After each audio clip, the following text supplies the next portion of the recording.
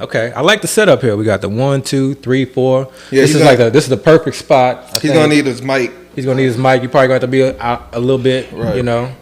And I think with that, we'll have enough room. It's the first time getting a fourth person in here, so we just got to make sure setup is right. Yeah. Make sure the audio is not overlapping on one another. But I think for the most part, I think we set up. Is he almost here? Like we yeah, no, he's gonna be. He's on the way. He's on the way. Shoot. So. Oh shoot. Hold on, real quick. Hold. Yeah. Hello. Yeah, we about to do our. You trying to do a draft right now? You talking about doing a draft real quick? Bro, we got a guest. Like, we got an elite guest coming on. He can wait. We have an elite guest. I'm not trying to have him wait. We do How much time we got? We can do it after the draft. Damn, I can never say no to drafts. All right, we're going to do it. All right. We in? Yeah, we're doing it. We about to do a draft. We about to do a draft? Do the draft. Damn. All right, here we go. Chris. We're about to draft, Chris. We're going to make the guests wait a little bit. Yeah, so this right, camera. Real quick, and this then camera. We'll have the guests after the draft. Special guest. Come on, man. It's cool. He'll understand. We'll get it. Fifth quarter, right? Fifth quarter. All right, let's go. Fifth quarter. Right, let's do it.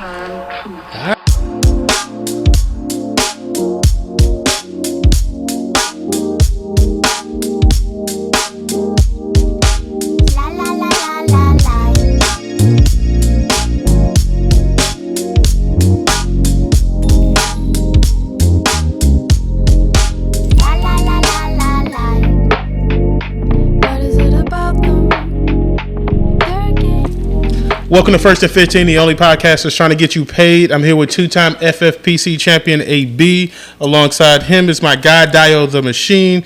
Guys, we are in a draft.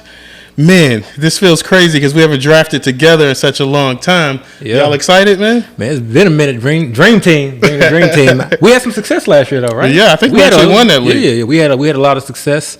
Did decent in the tourney before losing Hurts, like a lot of teams did. So let's see if we can run it back. All right, so it looks like the tournament is on pause right quick. Guys, we are pick number 5. Smack dead in the middle of the draft. How do you guys feel about that position? Personally, I love it. I mean, especially number 5. I got 5 guys who are kind of in my top tier of guys. Like if I can walk away with a draft and getting one of these top 5 in the tight end premium, I love it. So, it really doesn't matter who falls to me. I'm going to be happy regardless. So you think top 5 is the best draft position this year, basically? Yeah, and then, obviously in the second round. 5, right? I'm okay with 6, but 5. Yeah, because usually, you can get lucky. If you get lucky at 6 or 7, like for me personally, meaning I get lucky, meaning that like somebody takes a couple of running backs, or somebody unexpected, and other guys fall down. That's the most ideal because then obviously you get in the draft a little bit earlier in the second round. Too. Yeah. I love somebody like a Devontae Adams or like some guys that people aren't as high on. I love seeing them fall down in the second, in the mid-second. So what do you think about here in the 5th though? Okay, we got the 5th pick. So chalk has been, for what I've seen, Jefferson, Chase, Kelce. Yep. C-Mac, I think usually. C-Mac, and then you start seeing like Cooper Kupp and Tyreek and Eckler, right?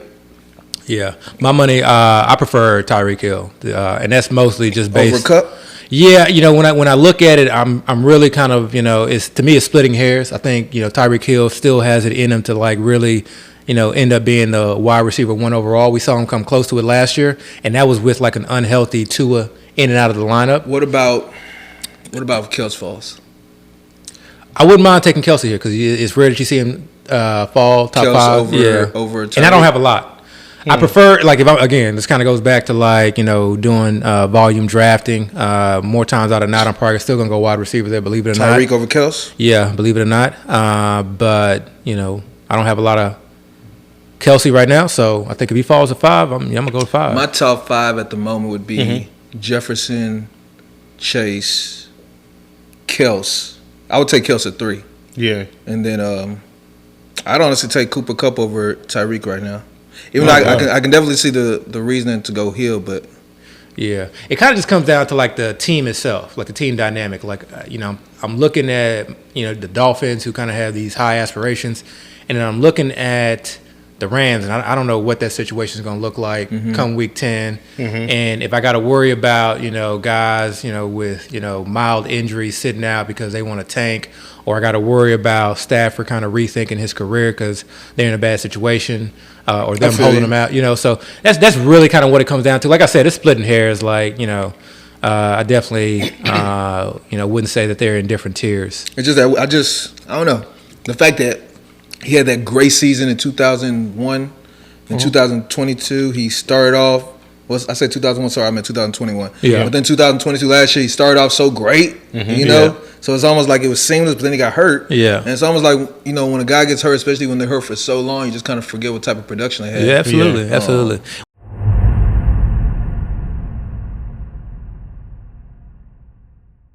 All right, ooh, CeeDee. Okay. Right, now we got some questions. Now we got some questions. Christian McCaffrey. I'm telling you. We're on the clock. We're on the clock. I'm going Kelce, bro. What y'all want to do here? All right, guys, we're on the clock. Justin Jefferson goes first. Jamar Chase is second. Hey, man, the show can't stop. Yeah. CeeDee Lamb third. Then Christian McCaffrey. I'm telling you, Kelce. Man, so we got the pick of the litter right now. Kelce. Oh man, we do Kelce. We're gonna be fighting from behind. Yeah, I don't think so. All right, who do y'all want? Man, let's do Kelce. Let's do Kelce. Like, how often does he fall to 5 overall? Might get a decent build that's different.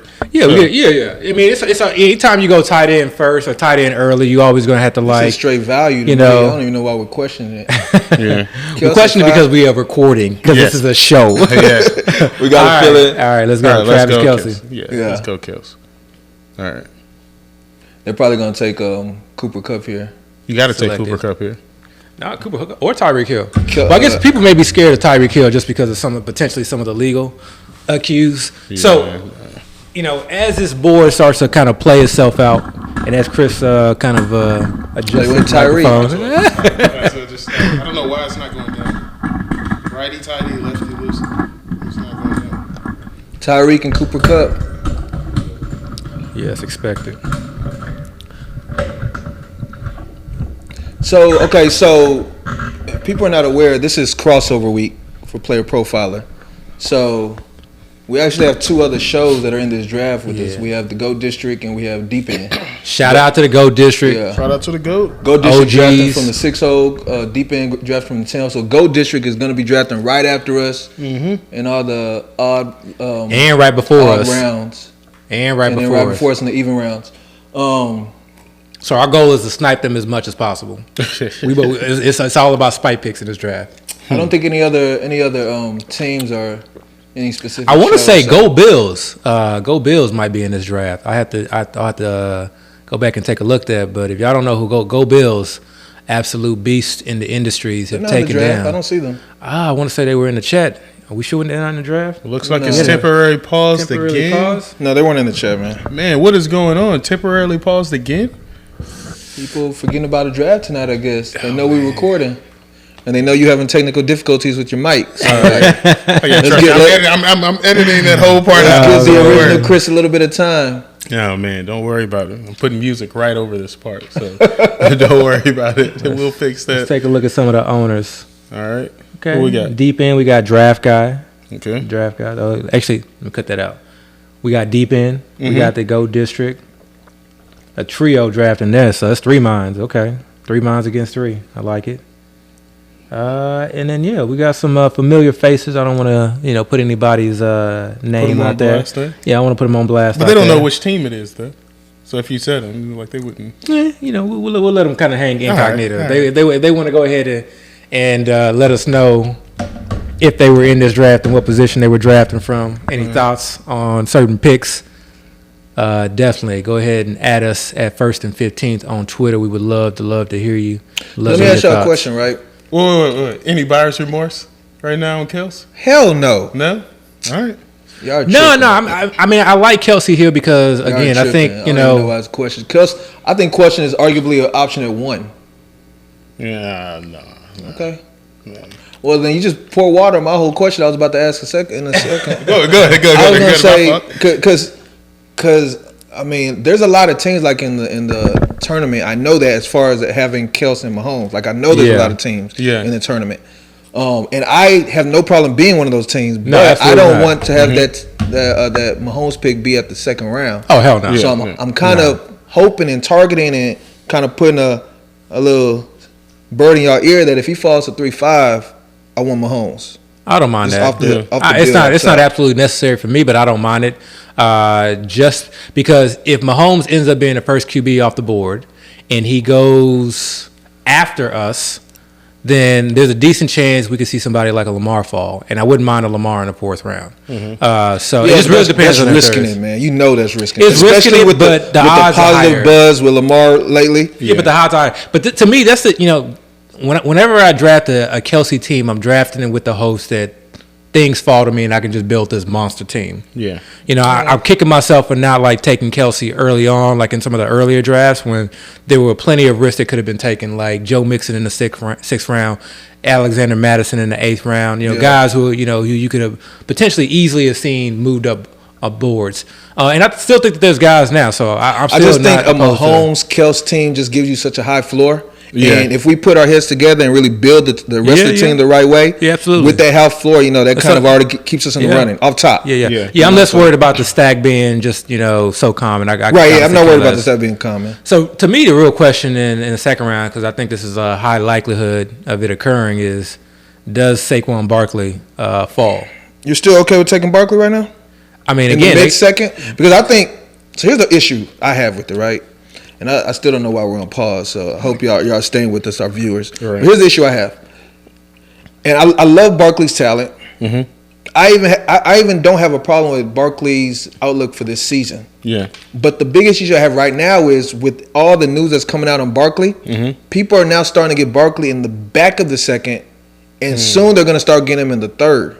So for us taking him, we're kind of losing value just off top. We don't. I get. You understand? You kind of get what I'm saying? Yeah, I think players like this. What I tend to do is I tend to drop them to the bottom of the tier or to the top of like the next tier. So for me, like if all my guys go and then I'm staring between, I'm looking at Olave versus Barkley or Devontae Smith versus Barkley, then I'm taking Barkley. Yeah, that'll be Barkley. I've seen Devontae Smith now starting to go in like the 3rd round a little bit. Yeah. So Olave. So it'll really depend, but there are a lot of guys that I would, that honestly, are in that tier. So this could fall so many different ways. Yeah, and the crazy. Go ahead. I was gonna say, and the crazy thing about it is because we're in this draft. I guess a few people know there's fantasy shows on here. You're gonna probably see some wild stuff like the 3rd pick. Yeah, I've never seen CeeDee go. No, I just don't get it. Number 3. So I don't get it. Now that I've seen that, it's almost like this draft can go any type of way. So. I barely get CeeDee in the 1st, let alone at 3. Hey, you know what though, Jackie Moon? I feel you. Hey. I feel you. My bad, but yeah. But trying to bag off a 3-hole, off a cliff. I feel you. But no, with the DeAndre Hopkins signing, last week, how do you guys feel about bumping Derrick Henry up and drafting him in mid-second round? Even before that, I pretty much had Derrick Henry like in my top 12, really. And the only reason I'm not taking the top 12 is because I just haven't had to. And I want to be in positions where, because he falls to the 3rd sometimes, and I think we'll see that less often now, especially as kind of new drafters come in. Oh, for sure. And that goes back to what I was just mentioning. Because he was falling to 3rd, for us to take him in the 2nd, we're losing value. Who, Derrick Henry? Yeah. No, he but see, he was. But again, this goes back to we're competing against teams in this tournament that we're able to get him in the 3rd. But this goes back to my last, the last episode where I kind of made the point where I feel like ADP doesn't matter because even though those teams were getting them in the 3rd, they were also taking the Devontae Smith in the 2nd. True. Yeah. So all right, guys. So the draft is back on. It looks like Cooper Kupp was just drafted by Team 7. Austin Eckler after that. Then Stephon got your Diggs. boy Diggs at 9. Yeah. Diggs at 9. Ooh, Andrews early. See, that's what I'm trying to say.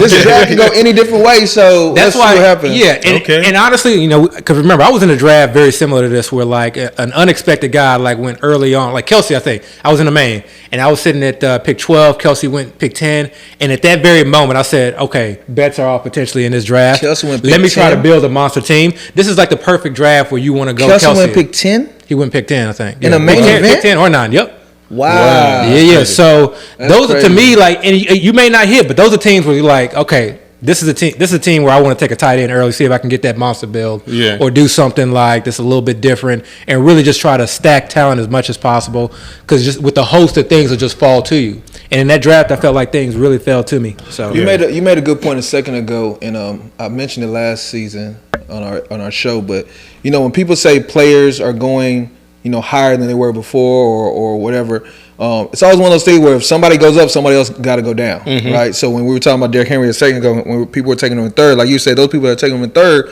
were getting Devontae Smith in second.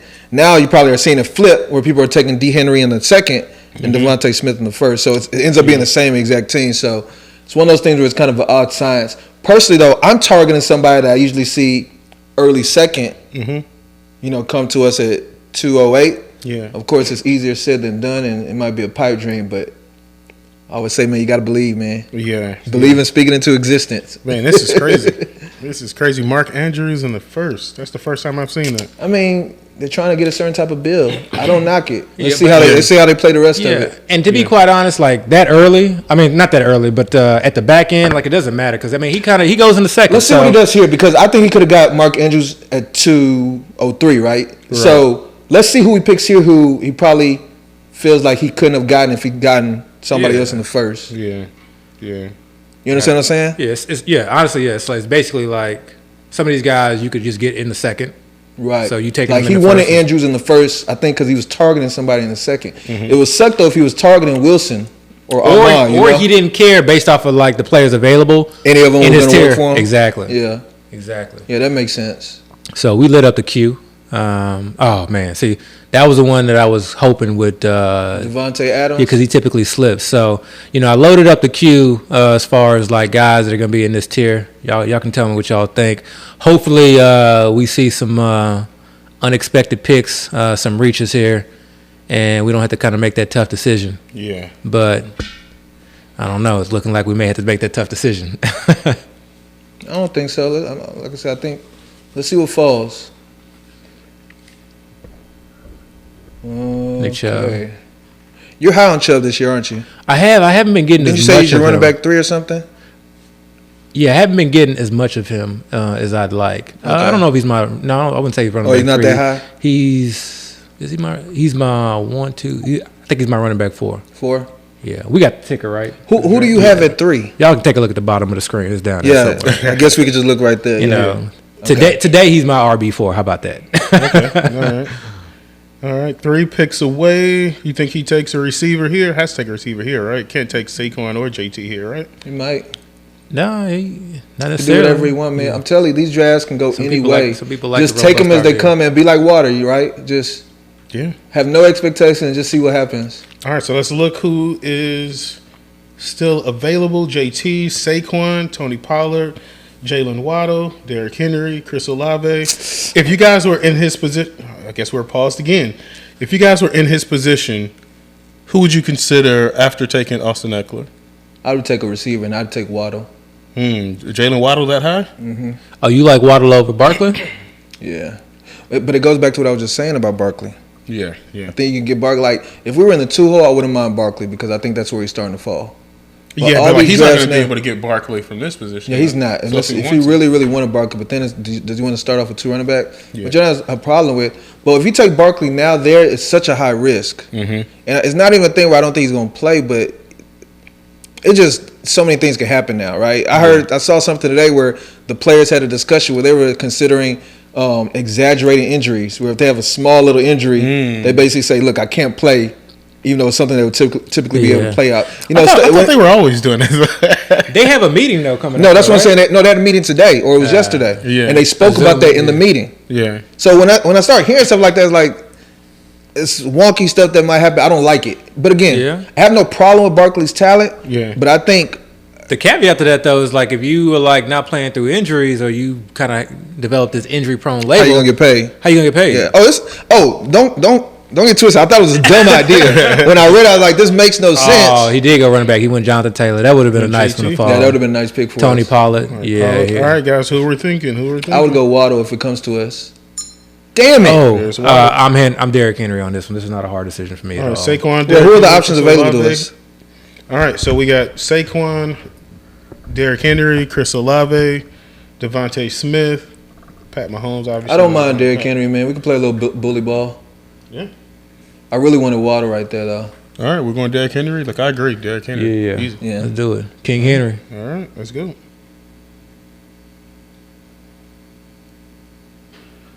All right. I still want Mahomes if he falls to this next round.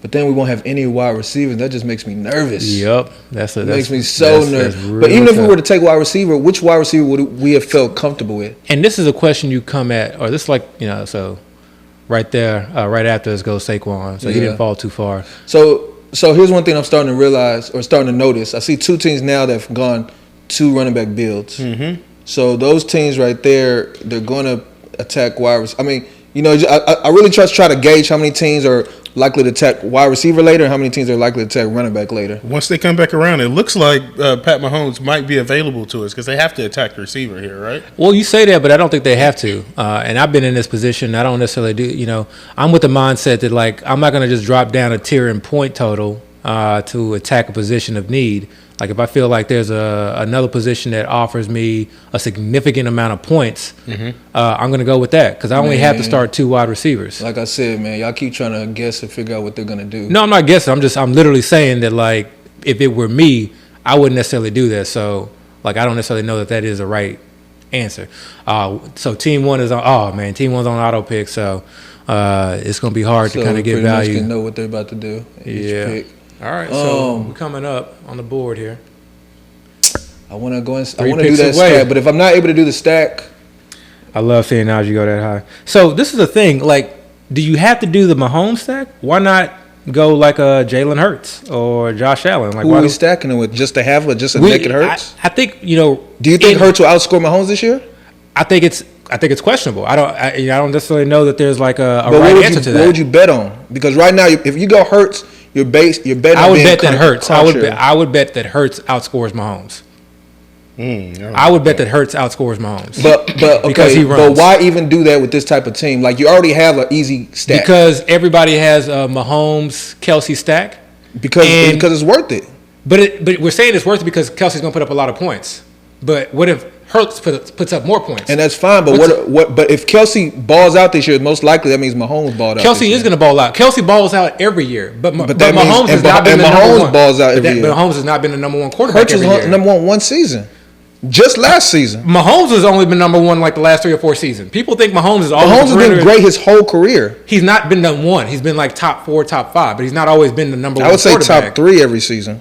Except for the season he was hurt. Yeah, I mean, I get the stack, but honestly, like, if it were me, if we're not taking Mahomes, I don't see why we would take Hurts. I don't understand that build at all. It's point to points. It doesn't matter what the name is. It doesn't matter what the team is. Point to points. But why are we banking on Hurts being the guy? All right, guys, we got 10 seconds left. Who are we taking? Hurts for me. I would go Mahomes. You the decision maker. All right, I'm taking Pat Mahomes. See, I think that's a mistake. I think we basically just fell into a trap.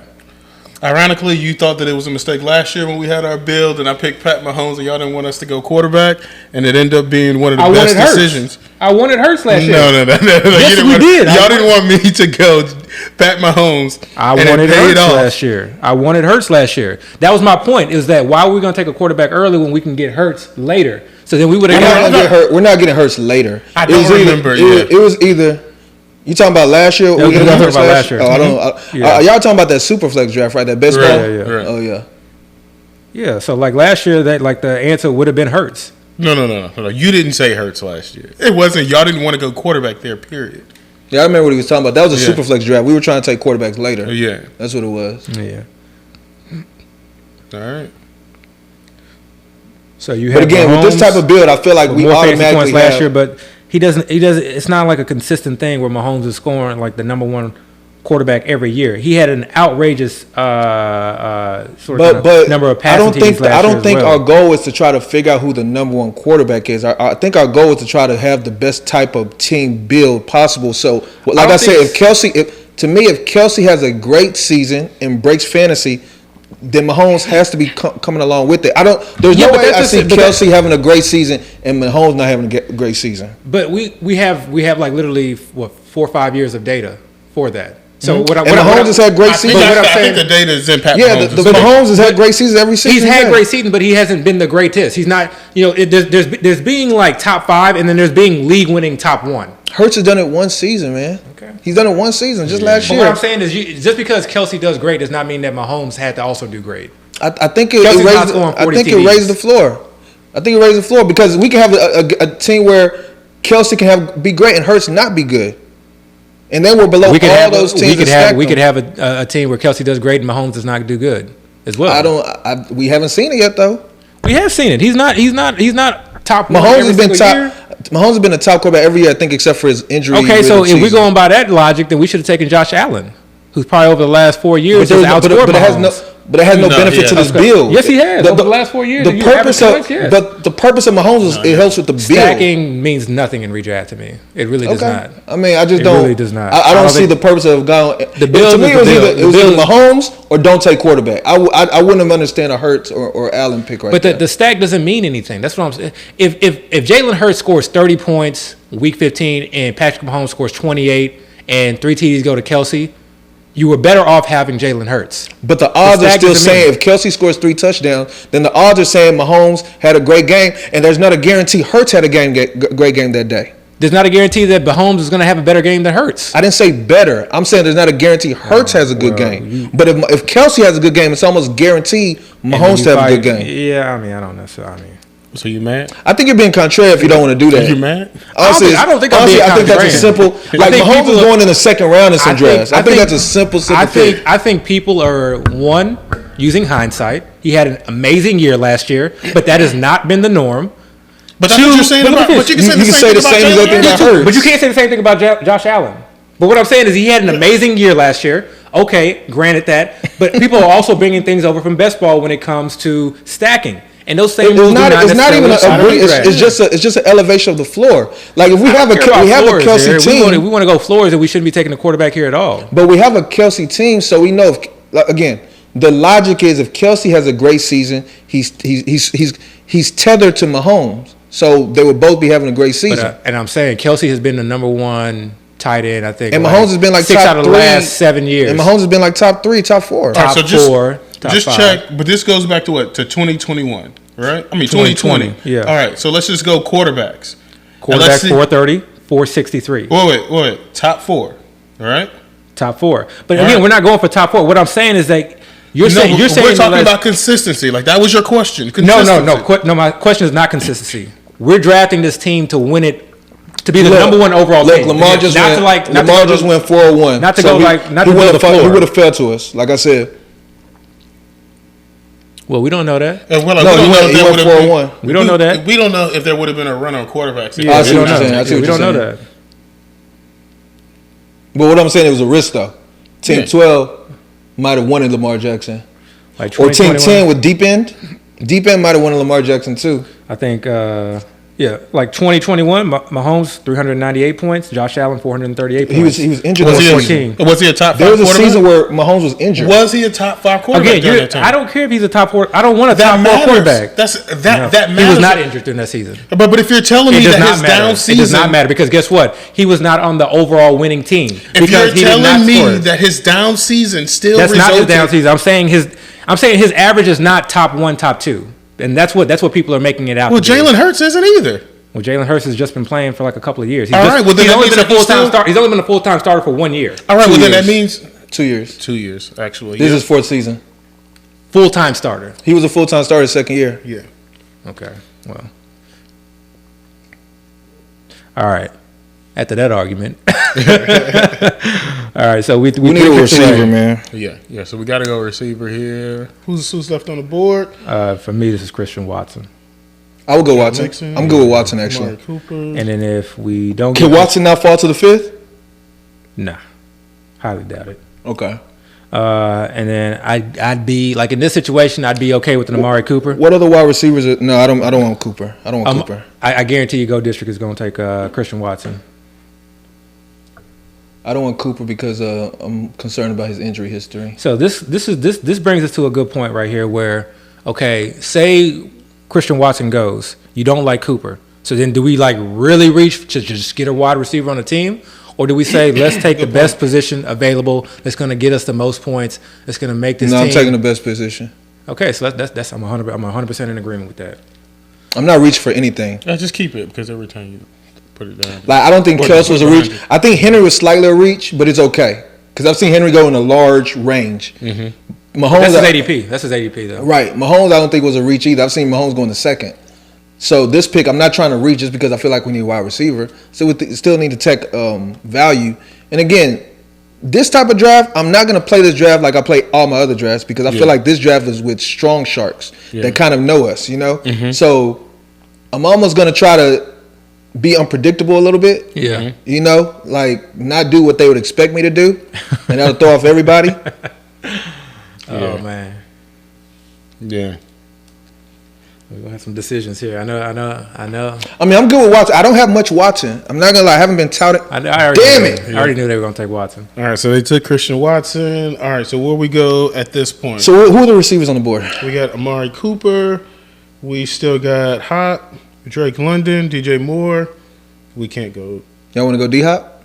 No. Oh, we already have Henry. Absolutely do not want to go D-Hop. No, I don't want to do that. Yeah, no. Yeah. I would honestly go Joe Mixon here. I would honestly go Joe Mixon here. He is the running back. It's odd because I remember we had an argument. I don't mind Joe Mixon. We had an argument about you were like kind of like Joe Mixon is still, you know, at a certain level, and I'm like Joe Mixon sucked. But now I feel like right now, just based on like his ADP, like I'm all for Joe Mixon in the mid to late fourth. I have no problem with Joe Mixon. Like I'm all for it. He's in a high powered offense. This is going to be a build we've never done before, and I guess over Cooper though. Yes, absolutely. Cooper's hurt right now. I got you. Joe Mixon, so we're going Joe Mixon. All right, go. It's going to be the most odd team we've ever built, but you got to have some of those mixed in, man. Got to have some of those mixed in. I just don't like the idea of like, okay, all these wide receivers are going, let me just take a wide receiver and then let me pass I mean, I don't think any of us would have went that route. Yeah. It's just that every time we come up for wide receivers, the option has been kind of ew, you know, right? See, but here's the thing, though. Like, we just had a conversation last pod about, like, roster construction and things like that. And how do you guys feel about this build so far? About finding, like, number one receivers? Like, I don't like it, but again, like I just said, what alternative would we have had? Like, the guys I wanted Waddle, gone, right before us. I wanted Christian Watson, gone. I don't want T. Higgins instead of Mahomes for that stack reason. I wasn't going to be high on Debo. Well, see, that's the purpose of that's the whole idea behind like why I was considering Hill and Kupp over Kelce, just for like that reason, because you guarantee yourself a number one wide receiver. Yeah, I mean, I get what you're saying, but at the same time, we've never had a situation where we've been able to get Kelce number 5. Yeah. So this is just a team where it's like there's not any other opportunity. I'm going to have to build this type of team. Yeah. Let me just do it now. I knew he was going to take DJ Moore there. All right, guys, so we back on the board. That was quick. All right. Who's the wide receivers available? All right, so I don't like any of these guys. Hop, McLaurin, Chris Godwin, Deontay Johnson. Chris Godwin's the third wide receiver available? He's the third wide receiver available. Wow. I would prefer Darren Waller here, to be quite honest. Two tight ends, Darren Waller. Because what's the difference between us going like a Terry McLaurin and then coming back and getting like a Mike Williams? They're out there. Their end of season points are going to be like almost exactly the same. I probably would have went D-Hop, but if you want to go Waller, that's fine. Well, because Waller has feel good about going D-Hop and Derrick Henry. So this will be a unique build too. All right. So where we going? Let's go Darren Waller. Darren? 8. I would have went D-Hop, but you can go Waller. All right, we're going Darren Waller. I'm feeling really uncomfortable with our wide receiver. This is real, super uncomfortable. I'm about to have to go into my bag of tricks to figure out the wide receivers we'll take later. Oh man, they probably, with them going Goddard, they probably wanted Waller. I don't know who they. I mean, I think they're Goddard fans, but again, I'm looking at this right now. I don't think they would have picked Goddard over Waller, man. We can't, right now we don't have a strong wide receiver. It's not a wide receiver. We don't have a wide receiver. We don't. Okay, yeah, and we're not going to have what people think is a wide receiver one. So we will attack that later. So we're attacking everything else, making them as strong as we can. But that's okay because our tight end is going to destroy most teams' tight ends on a weekly basis. Our quarterback is going to be better than most quarterbacks on a weekly basis. We got a running back one that could potentially be a number one. They got overall. Rashod White going in the 4th. Is that his ADP? Is that where he's going right now? Rashod White? I think it's 6. Oh, then they really kind of reach for him. Yeah.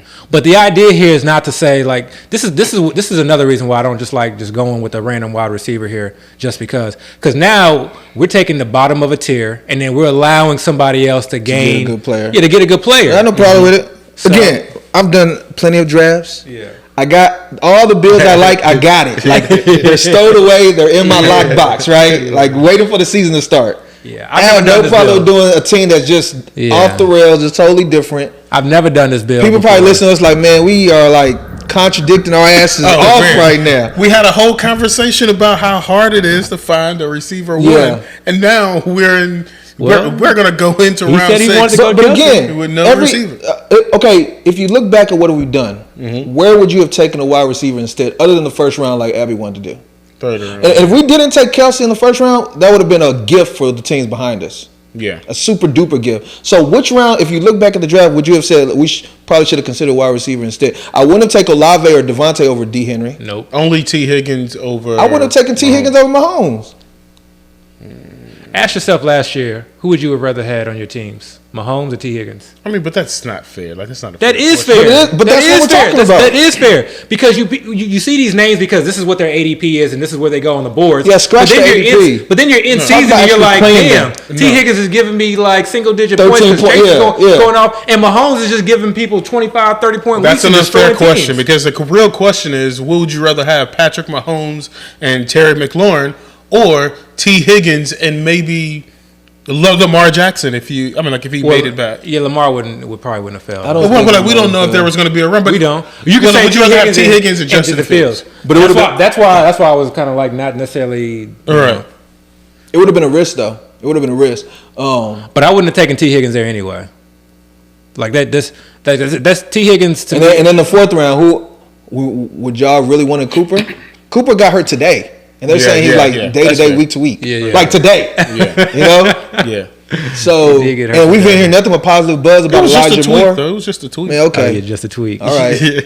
Just a tweet. And then Elijah Moore, week 7, ends up being the leading receiver. We're going to be looking dumb. Yeah. Our top wide receiver is wide receiver 2 on this team. Nah, I got it. Okay. Is Godwin starting to press up a little bit? Because I've been getting a fair amount of Godwin, but I don't know if I've been having to get him in the 5th. Yeah, I don't know. That's a tough one. You got some wide receivers here. This is like no, we're gonna have some wide receivers to choose from. It's just that we're not gonna have those high ceiling wide receivers. Yeah. And again, our hope we're gonna have to work with this team, man. We're gonna have to work with this. We're gonna have to really attack finding high ceiling wide receivers. So one reason why I did this because I know I'm fairly certain Marquise Brown is gonna fall here, at the very least. You want Hollywood? I think Hollywood has produced regardless. When he's been there, there's no longer any D-Hop. He is a true, legit wide receiver 1.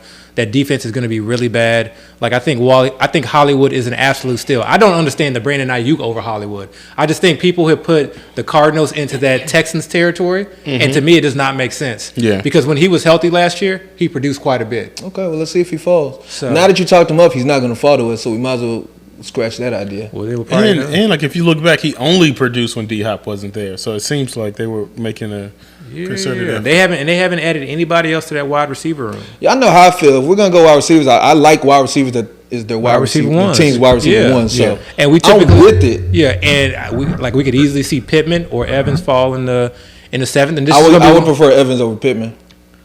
Yeah, I would prefer Pittman. Well, we'll have that discussion. Yeah, we'll have that discussion when we get there. But basically, like, this is a team where, like, okay, like, those, like, beliefs, those outlier beliefs, which is why these guys are going later in the rounds. This is, like, the narrative that we tell ourselves is that, like, Pittman has produced regardless in the year. Like, he had 100 receptions last year. Add a little bit of efficiency. Add a better OC, Shane Steichen coming from Philadelphia. Why do you think they'll have better efficiency with a rookie quarterback? Because I think... So again, this goes back to our whole. You just made the point about how Jalen Hurts, his first 2 years was inconsistent and just had just 1 year.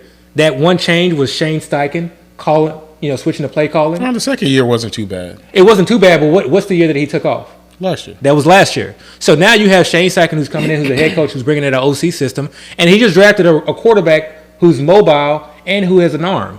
So to me, like, they're kind of setting up the same system. And even in one of his first press conferences, he talked about the idea of, like, them really being aggressive, like, pass first. Who's available? To get ahead and then running after that. Sorry, I don't mean to interrupt, but who's available? We got Mike Williams, Damian Pierce, and Hollywood.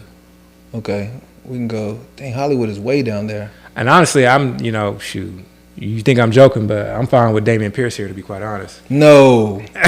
I'm good with Hollywood. Let's see what falls. I'm good with Hollywood. I don't know. I'm good with Hollywood. They're probably going to be a negative game script all season. Mm-hmm. That foot kind of concerns me a little bit, but he is going to get the targets. His ceiling is questionable, but at least we can depend on him to have a role every week. So I'm good with Hollywood. And again, while we're saying that Team 6 Go District is probably going to take him just to spite us because they know we need a quarterback. I mean, they know we need a receiver. Yeah, we take Dameon Pierce. Oh, they took Pierce good. Pierce. Hollywood, what do you think about Mike Williams? No. He's not sure. You're not a Mike Williams fan? Okay. No. Yeah, let's go Mike Williams here. Or Marquise Brown. All right. Hollywood, y'all. Marquise Brown it is. Yeah. If our guest was here, he probably could have explained that real well. What do you think? What do you think? Would you win Hollywood? No? We'll get back at you. Okay, yeah. Oh, man. All right, so we took our first receiver. Yeah. But I like this idea. Like, I like the idea of, like, don't feel like you're forced to, like, take a certain position. Yeah. Don't feel it. You just don't, like, again, this is not, okay, yeah, we want to win the league, but this is really us trying to win it overall. So sometimes it's going to take a very unique build. It's going to take outlier performances. There are always guys. Yeah, there are always guys who go in the 6th, 7th, 8th round who shine. Even guys who go later who shine. Yes, it's harder at certain positions, but we still find those diamonds in the rough, and that's what our job is here. And if we weren't drafting together, like if either of us were drafting individually, we wouldn't have had a team like this. No. So this is going to be our collaborative team. Yeah. So we have some one-offs, man. It's okay. Mess around and be the team that ends up doing the best. So let me ask you, what are y'all thoughts on Dalvin Cook? I honestly, I have a lot of Dalvin Cook, and I've been getting him way past ADP because people are letting him fall. Yeah. And I don't understand why, because there's no injury concerns. So he falls to us here in the 7th. No. I've been getting him in like. He's not falling to the 8th. He does not fall. I've been getting him in the late 7th, early 8th, but I guess that means in the back end of the draft. I guess I'm telling on myself I've been having a bunch of back end picks. No. Because he is going to sign, like, and that's the thing. It's like he's going to sign. Well, let's see what alternatives because I think I would still want. We got to have this Mike Evans, Pittman conversation because I think I would still want Evans over Pittman. And I think I'd want Evans over Cook. Yeah, I don't know. But I have no problem with Dalvin Cook. I think that would make us have a bully ball type team where we got a bunch of running backs and they're older running backs. That makes me nervous. Yeah. Yeah, we do. But if that's the team y'all want to have, I see Team 6.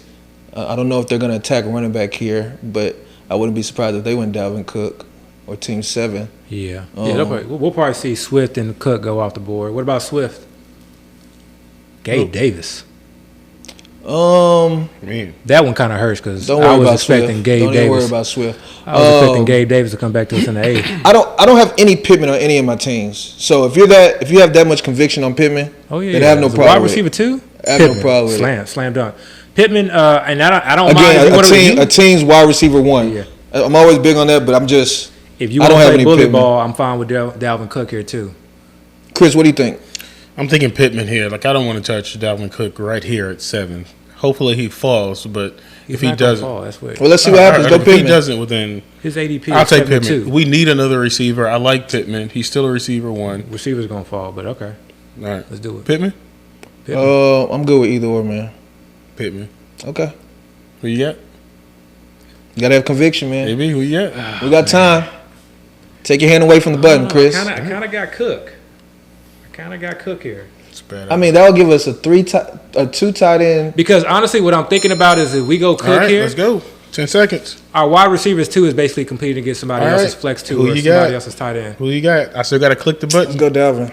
Dalvin? Go Dalvin. Oh my God. I hate it. Oh my God, that is. Oh, I hate it. Oh, this is terrible. Oh my God. Gosh, I hate this. Go Dalvin. Oh my God. This is horrible. Dalvin Cook there? Do not do what we're doing in this draft. We went Dalvin Cook there? Hey, look. This draft ain't for the faint of heart. Okay. Again. Oh, this is horrible. This is a mindset. I think this is an issue. This is an issue. Look, this is an issue. I think that a lot of us have. We're drafting with the mindset that the league and the season is starting today. It's not. Because I guarantee you, if Dalvin Cook signs with Miami, who is currently one of the front runners, if he signs with Miami, he's going to jump up literally to the 3rd round. He's going to jump up to the 3rd round. I have no argument against that. I'm just talking about with our current build. So look, this is the thing with the current build. Look, let me express this. our tight end is not going up against anybody else. Our tight end is basically better than anybody else's wide receiver 1. Kelce is our wide receiver 1. Mm-hmm. So it doesn't matter that we don't have a wide receiver 1 because guess what? Nobody else has our tight end 1. We have our wide receiver 1. That's Kelce. I wonder if our wide receiver 2 is going up against someone else's tight end. That's how I view it. So whoever our wide receiver 2 is, compare that to the other person's either flex 2 or compare it to their tight end. It really, in actuality, compare it to their flex 2. I'm not trying to compare them to any team. I'm trying to build a team that can win the tournament. This team could win the tournament. Okay. I wonder, I'm looking at Team 6, Go District, and just because we know them so well, I wonder if we're sniping them in their plays because they went Goddard and we took Waller right before them. So they won a tight end. They just went Montgomery and we just took Cook. You know, I'm wondering if we're like taking guys that, and you know, maybe I need to watch this stream and see about that. I'll definitely be watching that show to see. Yeah, I feel like a lot of people are kind of on David Montgomery being in that offense. You know, seeing what kind of Jamal Williams did last year. Playing that Jamal Williams. But see, people feel like Montgomery has a lower ceiling compared to like a Gibbs. Yeah, that's why he's going. And think about, is there any other running back tandem we're taking this high in the draft? Any other team have a running back tandem being taken that high? That's kind of risky. Yeah, that is. No, that is. No, that's but it. You know, I get it, man. I get it. They needed a running back, right? Or they probably viewed it as they needed a running back. Boy, Pittman really falling. Potentially. Who? Pittman's still on the board. Evans still on the board. That's surprising me. Evans and Pittman are definitely about to go soon. And that's the thing, and that's the issue sometimes when you go this like high end wide receiver route. You kind of like price yourself out of being able to take you don't wide receivers. You see wide receiver values later. Yeah. And again, that goes back to what I was saying early in the draft. When I start seeing the way teams are building their team, if teams are going heavy wide receiver early, even if a value falls, they don't want to take a high. They don't want to take Evans as their wide receiver 6. Yeah. You know, while we can utilize Evans as our wide receiver 2 or 3, so he might end up falling to us. Yeah. And again, that's why I kind of look at these drafts like over Pittman. Yeah. Yeah. I mean, has Pittman ever had a 40-point game? He's had 30-point games, 20-plus games. Has Pickens games. Ever had a 40-point game? I thought you said Evans. Sorry. No, I'm saying George Pickens. Yeah, Pickens definitely. That was higher than I've seen him go. I've seen Pickens go after Pittman and Evans. So Pittman just went off the board. So, but again, like, you know, I'm looking at this board and I'm like, it's not necessarily about like I'm comparing my team versus someone else, but I'm just kind of like when I get into the situation. Wow, bro. When I get into the situation where I'm like, oh, this bill feels weird. I only have one wide receiver through 7 rounds. I'm just comparing. No, this is itching me a little bit. But it's itching you. But like, take away positions. Is your first rounder outscoring the team 6 first rounder? Is your second rounder outscoring team 6 second rounder? Is your third outscoring their third? You know, or wherever their quarterback goes. Is your fourth outscoring their fourth? And I do that, and that makes me feel more comfortable. I feel you. Yeah, like it's almost like the real question is whether Darren Waller is going to outscore all of their tight ends, and if that's the case, then the real question is not even their tight ends. They're flexes. No. I'm saying if Travis Kelce is really our receiver 1. Yeah. So like, Waller is our tight end. To like, then you're comparing Waller is our tight end to other teams' tight end. Tight end, yeah. Actually, I'm comparing. I have Waller actually as our wide receiver 2. I'm comparing our positional wide receiver 2 to the other person's tight end. All right. Or to their. I mean, both of y'all are saying the same thing differently. Yeah. What was I gonna say? I don't know if people know this out there. If you played enough of these FFPC drafts, you probably realized it. It took me a while to realize it. I don't know why. So I'm not going to assume everybody else has realized it. But when you're in these drafts, I look at who I'm playing the first week of the season. Mm-hmm. And you're always playing the team that's right next to you in your draft. Yeah. So the 1 and 2 are going to play each other week 1. 3 and 4 playing each other. 5 and 6, so on and so forth. So we're playing team 6 the very first week of the season. So I'm always just kind of looking at the team I'm playing, how they're building their team. So they're building a team where it's going to be very stronger wide receiver. Like I love all their wide receivers. I mean, every single one, even their wide receiver 4. Goddard is okay. I'm going to be very intrigued to see what they do with their quarterback position because that will tell me what type of week they're going to have week 1. Now, with that being said, knowing that you get a free look, we obviously get a free look with Pat Mahomes and Travis Kelce. Are we going to start? We haven't even mentioned that. That's crazy. Yes, and I'm usually like on top of that. Yeah, we were arguing so much. It just literally we get a free look with our first and third pick. Yeah. So, like, when are we really going to start focusing on that? Like, when do you normally start focusing on that? Is it like towards like the bottom of the draft? Like, I start focusing on the second half of the draft because I'm now looking for players that I probably typically won't take, but because I get that first look, a player can have a random great game week 1. Put them in your lineup, bank those points. Know those points are there, and then see how the rest of your team plays out week 1. And then kind of adjust your roster that second week. So I'm usually taking stabs at this week we saw that the Lions cut their kicker, Bagley, whatever you say his name. So I don't even have a problem targeting their kicker. Riley Patterson, they got from the Jaguars. Because if he busts, then throw him back in the water, pick somebody else up for week 1. It's an easy game when you're looking at it that way. And with that being said, later in the draft, that's when I've been getting a fair amount of Laporta, the tight end, because he's kind of a later guy. Oh, they take Elijah Moore. I hate Team 11. I hate you. 5 receivers, too. Nobody wants Mike Evans, huh? But see, like a Team 11, those are the hardest builds to me. Yeah. Because it's tight end premium. So you got to make sure you got to try to hit a tight end. To win it overall, you're going to have to hit a tight end. And you got to hit a quarterback, which is the highest scoring position. Yeah. Hey, let me ask you a question. So to me, nobody wants Mike Evans? That's crazy. Somebody's going to take Mike Evans right before us. I know that. No, Go District is not going to let us take Mike Evans. Yeah. Real quick question. Who do y'all like between Addison and, I guess, Kamara? I'm not passing on Kamara. I'm sorry, Addison and Michael Thomas. Oh, you take Kamara here? Oh, yeah. I'm not passing on. I'm kind of starting to, like, hear and, kind of through the tea leaves, it sounds like, or it feels like, I should say, maybe that they're wanting Kamara to get back to what Kamara does. But that means somebody's going to, like, one of our running backs are always going to be on the bench. That's our flex. No. One of our tight ends is already. I'm sorry. That's going to be our bye week. But I like that because now we get to play matchups. Now we have a bye week. Now we get to play to me like the running back position against a soft running back matchup. Like when you get like 3 to 4 weeks in the season and you know which the soft matchups are. If Evans falls here, would you take him? Oh yeah, I would take him. Yeah. That means he ain't gonna fall. No, y'all should have gave me some pushback. Yeah. Nah, I ain't taking him. I'm taking Kamara for sure. Yeah, that's what I'm saying. You say Kamara and then Kamara goes and then Evans falls to us, but you already just messed it up. Yeah. No, he's not. I don't see Team 6 taking a receiver. I don't see Team 7 taking a receiver. This team has to be the team that takes a receiver if Evans is gonna go, in my opinion. Unless 6 or 7 just want to screw us over, which I don't. I don't even know. I added Ingram to the queue too. Oh, you going crazy over there. Yeah. You going real crazy. Oh yeah, that's like, what have you been drinking? Yeah, it's going nuts. Ideally, I don't want to have to do that. All right, Mike. That hurts. Yeah. That's the team I knew was gonna take him. All right, so let's go back to the queue. Man, Abby, come on, man. You're really considering taking Kamara over a receiver? Yes, because we just come back and get Bateman. And if we don't get Bateman, then we'll get Zay Flowers. It's a crazy build. It makes no sense to let Kamara fall where that could be like yes, he had a bad year last year, but he could easily come back and give you. I'm not about letting teams just dominate how we gonna build. Because now they're forcing us to take crappy wide receivers. I don't mind. Who's the highest wide receiver on your board right now? Is it Addison? Addison's off the board already. It's Cooks. Oh shit. Brandon Cooks. Ugh, gross. Let's just go after Bateman. Okay, then let's go. You said Kamara here? Yeah, Kamara. And then they'll probably go Kamara actually. And then focus on Bateman on the. I don't mind reaching for Bateman and just locking that in. In the 9th round, I like that in the 9th. Remember, I said I used to take him in the 8th. No, I'm saying no, that was Burks. I would take him in the 8th. Bateman in the 8th.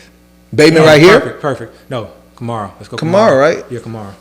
All right, so we're going Alvin Kamara? Let's go Alvin Kamara. All right. Because this is a crazy build. It's a crazy build, but everybody's going to have one kind of weaker position. Mm-hmm. Go through each team. Right. Team 1. I see what you're saying. Team 1 is starting Jahan Dotson. If you're week 1 and both are, Kamara is not. Who we can take a wide receiver in the 9th can line up against Dotson. I see what you're saying. Mm-hmm. It's just, I don't like. Team 8 doesn't have a tight end. This build is just not comfortable for me at all. And you have to think that way for it to be comfortable. You can literally go team by team. Comfortable. Team 2 took Gabe Davis in the 7th. And I like Gabe Davis. They also took Javonte Williams. We don't even know if he's going to be playing week 1. He had that good news today that he wasn't being put on the PUP. Yeah. That's going to start to raise his ADP a little bit. So we're just gonna have to attack wide receiver. We're just gonna have to take stats of a bunch of guys. Yeah. Who like Team 12 is a safe team. It's a safe team. They got 3 wide receivers. They got 3 running backs. They got your typical tight end that goes in that range, and they got Lamar Jackson, which is they took just pretty much right ADP. Like that's a safe build. Yeah. Team 11 has no. But I'm looking at our team. We have all this talent in the first 8 rounds, and one of those guys are going to always have to be on our bench. That's fine, man. We building a juggernaut because we gonna know. We remember this year's about about this wide receiver, man. We have to it has to be Bateman. It has to be Bateman. Yeah. Bateman's the only guy I could see that can beat his team's wide receiver 1. Where I can look back later and be like, okay, that was an okay pick. If we don't take Bateman, who's the other wide receiver? Can I see this real quick? Yeah. Add to the queue. But I never really use my queue. But this is why. Again, in these types of builds, for me, it's like I'm gambling trying to win. I'm gambling that we're going to be able to get Bateman because Bateman is really low on the. Or I'm gambling that Evans would have fell to us in the 8th. We're taking these gambles. That would have been such a great pick, man. But we're taking these gambles hoping to hit on one. We just need to hit on one gamble. Yeah, I feel. And it's got to be the right team where like Bateman does indeed end up being this team's number 1 wide receiver. I feel y'all. I ain't got a problem with it. Here you go. So we're taking Bateman this next round, Chris? Assuming that he's available. He's going to fall because he's like 13 down in the queue. Like he's not. Doesn't mean anything, man, with this. I'll add Michael Thomas to the queue. Michael Thomas still out there? Yeah. Y'all don't want to go Michael Thomas? Oh, Rashod Bateman, not with this team. This kind of goes to you. It's kind of a fragile player. Yeah. I mean, Bateman's a fragile player too, but I like the idea of like what this team is going to be. I wouldn't even be surprised if Michael Thomas fell back to us in the 10th round. Exactly. Like looking at all these teams, there's so many wide receiver heavy teams. There's so many teams that have 4 wide receivers already. Look, you look at everybody behind us. They wanted to take all these young wide receivers. Mm-hmm. They passed on Evans. They went for Jordan Addison type. They went for Pickens. They went for Burks. They went for Elijah Moore. Jason. I see your vision. Again, I'm just not comfortable, but it's good. Yeah. This is good for me. This is therapy. Trust me. Just trust me on this one. All right? hey, remember last year? Our last year's team, we didn't want to take Josh Jacobs, right? That's true. We didn't want to take, and I had to force Darren to take Josh Jacobs. That's fair. It's good that our guest is not here. He probably would have stopped him from doing all of this stuff. This man would have walked up and been like, "Look." He would have gone and said, "You know what? I can't be here to witness this right here." I thought this was a reputable pod. I can't have my name associated with this. Oh, man. It's good that he hasn't showed up. He would no parts of this. All right, guys. We're one away. Khalil Herbert. So we're about to take Bateman right here. Like I guarantee he's going to fall. So Bateman is going to be our wide receiver 2. Our weakest starter is Bateman. Mm-hmm. Yeah. That's how we have to view that. Yeah. And then this whole draft, what I'm trying to do is figure out a player to replace Bateman with. Man, I got that's so many play I'm looking for. And I got so many late round wide receivers that are just being slept on. Well, the majority of them won't hit, but we just gonna load up on them. Go ahead and put them in your mental queue. Go put them in your mental queue. We going zero wide receiver here, or hero RB or whatever. No, this is zero wide. No, this is like hero wide receiver. Yeah, we're going hero wide receiver. We're not going hero wide because if we would have went hero wide receiver, we'd have Tyreek Hill and that's it. We were going zero wide receiver. It is zero wide receiver. Oh. Michael Thomas is off. Take it quick. Take it with confidence. Do it quick. No. Wait, make him sweat it up. Make him think we're thinking. Make him think we're thinking. Nah, I want to know. Because sometimes when you pick real quick and they're not ready, you get them on the clock. Get them off the square. I got you. Yeah. You got to switch it up sometimes. Sometimes you go real slow, and then sometimes you hit them quick. Like next second in. Next pick, you wait till if the clock goes. No, next pick we got to go fast. Okay, all right. So we're going to rapid fire a little bit. We're going to rapid fire a little bit. And then we're going to slow it down a bit. Okay, I got you. The tempo. You can't hit them with the same look. I feel you. I do the same thing. It's like you're a defensive coordinator. You can't give them the same look. We just do it differently. I got you. Don't give them the same look. I got you. Look, we got them shook. We got to go district shook. I'm sure Bateman was nowhere. Actually, no, they may have been on Bateman. I like Bateman. Yeah, I'm a Bateman guy this season.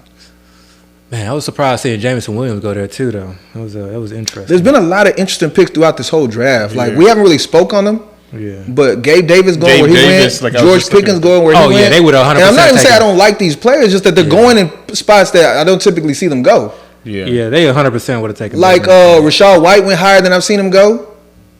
Najee Harris. Yeah. You know what I'm saying? We were arguing that he should shouldn't be taken in the early 4th, and that boy went in the early 3rd. You know, so excuse me.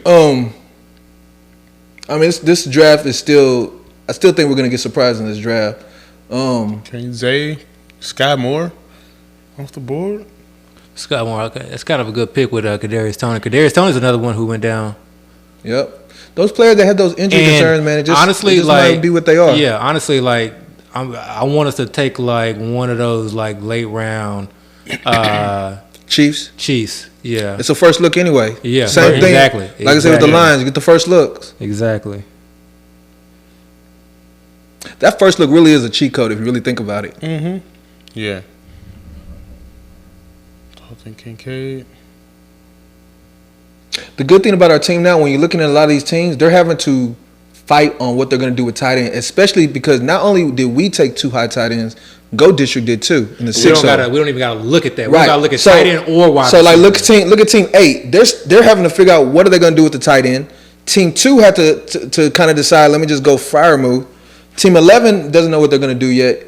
We're putting people in these tight end binds, and they might be okay with that. You know, sometimes. Too, and you're putting them in a bind in season because not only like you may say, okay, now I'm going to take 3 wide receivers, hoping that I hit on one of these. Mm-hmm. But it's not just that you got to hit on one of those. You have to hit on when to start them. Mm-hmm. That's the toughest thing. So yeah, you're putting them in a bind, like trying to be comfortable in season, starting X tight end against X matchup and hoping for the best. Mm-hmm. Whereas like with Kelce and Waller, they just in our lineups. Yeah, like, we don't even have to question it. We're not gonna miss out on their on their explosive games. They're just gonna be in our lineups. Especially with Daniel Jones being considered an MVP candidate. Stop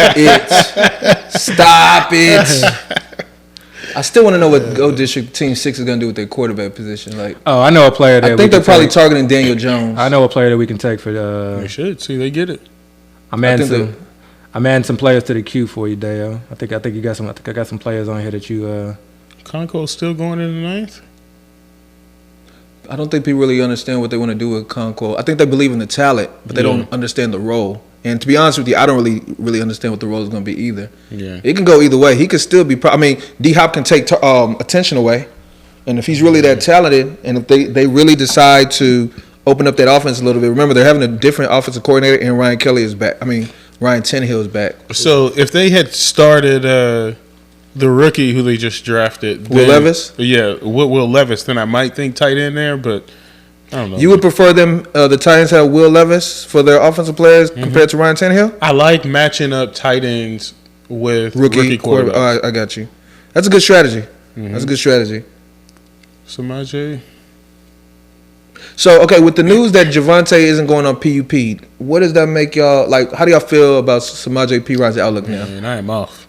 I'm not buying. Took you off of him? I'm not buying Javonte. Right, not about whether you're buying him or not. I'm just talking about Samaje. Yeah, that's what I'm saying. So 2 things. I'm not buying Javonte being like healthy, and I'm not buying the idea that even if he was healthy, that this is like a single running back or like a bell cow role. I think regardless of if he's healthy or not, they have had it set in their minds, and this has been Sean Payton's MO, that they have dual threat running back. And to me, like, Samaje has proven to be a capable pass catcher, capable on third downs. Like, I don't see why he wouldn't be like in that role.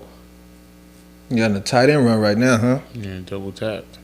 And this is kind of like where things start to fall to you in the draft. Like before, like, okay, we were missing out on wide receivers, but now other people got to fill their quarterback position. They got to fill their tight end positions, and it goes. It's kind of this run on it. People got to try to catch up at running back, so they want to try and get some of these dart throws at the RB position to see if some of these guys can hit. And this is really like where like things just fall to us. And I still don't think we need to like isolate wide receivers. Here you go. At all. I have like I would love to get Jamal Williams here and just lock down that backfield. Like I'm looking at 3 receivers right now, and I mean y'all can tell me your thoughts on them. And I'm not even saying I really love them, but the 3 guys I would consider would be Sutton, JuJu, and Jacoby Myers. Those would be the 3 wide receivers. I'm not gonna go with Odell because we just took Bateman. Yeah. And definitely I'm not taking Lazard or Moore. But those 3 wide receivers, as far as our wide receiver 3, are who I would consider. I'm not on Dobbs this high. Yeah. And the reason I'm saying those two, so Sutton and JuJu, I think there's a potential they can be their team's wide receiver 1. I don't think it's a closed case that they're not their team's wide receiver 1. I think JuJu has a lot higher chance of that. Right. So I would, and typically that offense, I think. If you compare the two, I probably would go JuJu over Sutton, to be honest with you. So I'd be JuJu in that corner, but honestly, like I'd prefer Jamal Williams. A running back? Yeah, I would just like lock up. Why? Like his ceiling is not high, and we just got Kamara. So you just want the Saints backfield? We just got the Saints backfield locked Why? up. No. And then what if I'm not rolling? What if Kendra Miller? Yeah, I'm not with that. We got to stop you, man. We got to stop you. He won't be. Yeah, give us the keys. He's off the board anyway. He's off the board. Okay, good captain now. Look at me. I am the captain now. Yeah, no. Man, we can't let you drop home like this. We only got to start 2. We only got to start 2. So going back to what I was saying, I think JuJu, there's a chance he could. Remember, and y'all might be big on Bill O'Brien, but I think Bill O'Brien's offense can do something. Yeah, but Mac Jones sucks. You with that again, man? He does. I mean, he objectively sucks. Could we could potentially get Courtland Sutton and JuJu? So the question I was going to ask is, what do y'all think about Sutton with that Broncos offense? I know everybody's high on Judy, and I really don't understand why. I don't understand why either. I mean, he's a first-round pick, but I don't understand why they're so certain about Judy. This is what I would say: if we get Sutton, and I try to get Mims in every draft. If we get Sutton, get Marvin Mims later. I want to reach like 3 rounds to get Marvin Mims. So let me ask y'all this. Here's the thing: if we take Sutton, we risk not getting JuJu. Are y'all okay with that, or do y'all want to lock in JuJu? No. Because JuJu, I think, is going to be his team's number 1. Let's get Sutton. Sutton, it might be his team number 1. Let's reach for upside. Okay. And I'm not a Sutton guy, but like we're gonna believe in Sean Payton a little bit. We're gonna believe in Sean Payton a little bit. Courtland Sutton. Boom.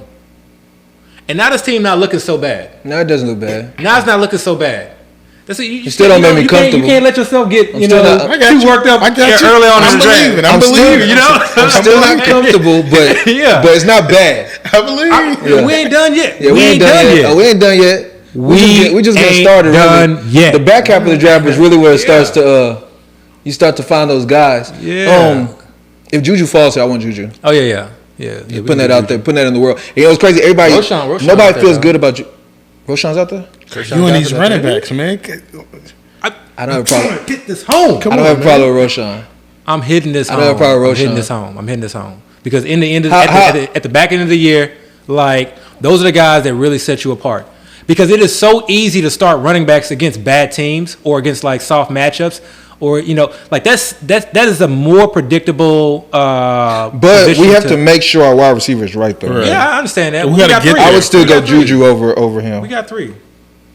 I would still go JuJu or even Jacoby Myers. I would too. I'm just throwing. So what's y'all thoughts on Jacoby Myers? Just out on him? They paid him a good amount of money. Yeah. They don't have many other options over there other than Devontae. I'm just mad. You think Garoppolo is going to be able to feed Devontae and Jacoby Myers? Yeah, I do. Yeah. No, I don't. He fed everybody in San Francisco. No, he didn't. Yes, he did. There was people drafting Ayuk. There was people drafting Debo, Kittle, and there was people drafting Dibble. All of them were fantasy production. Yeah, but Ayuk didn't really give you fantasy production. Yes, he did. He's giving and the production that Debo gave you really wasn't like as a receiver. It was out of trickery. It was out of the backfield. It wasn't because Jimmy Garoppolo was like slinging it around. It's based on the system. That's how they were able. That's not going to be this system though. That's how they were able to take Brock Purdy, Mr. Irrelevant, and have him like support those two guys. Van Jefferson in the 10th.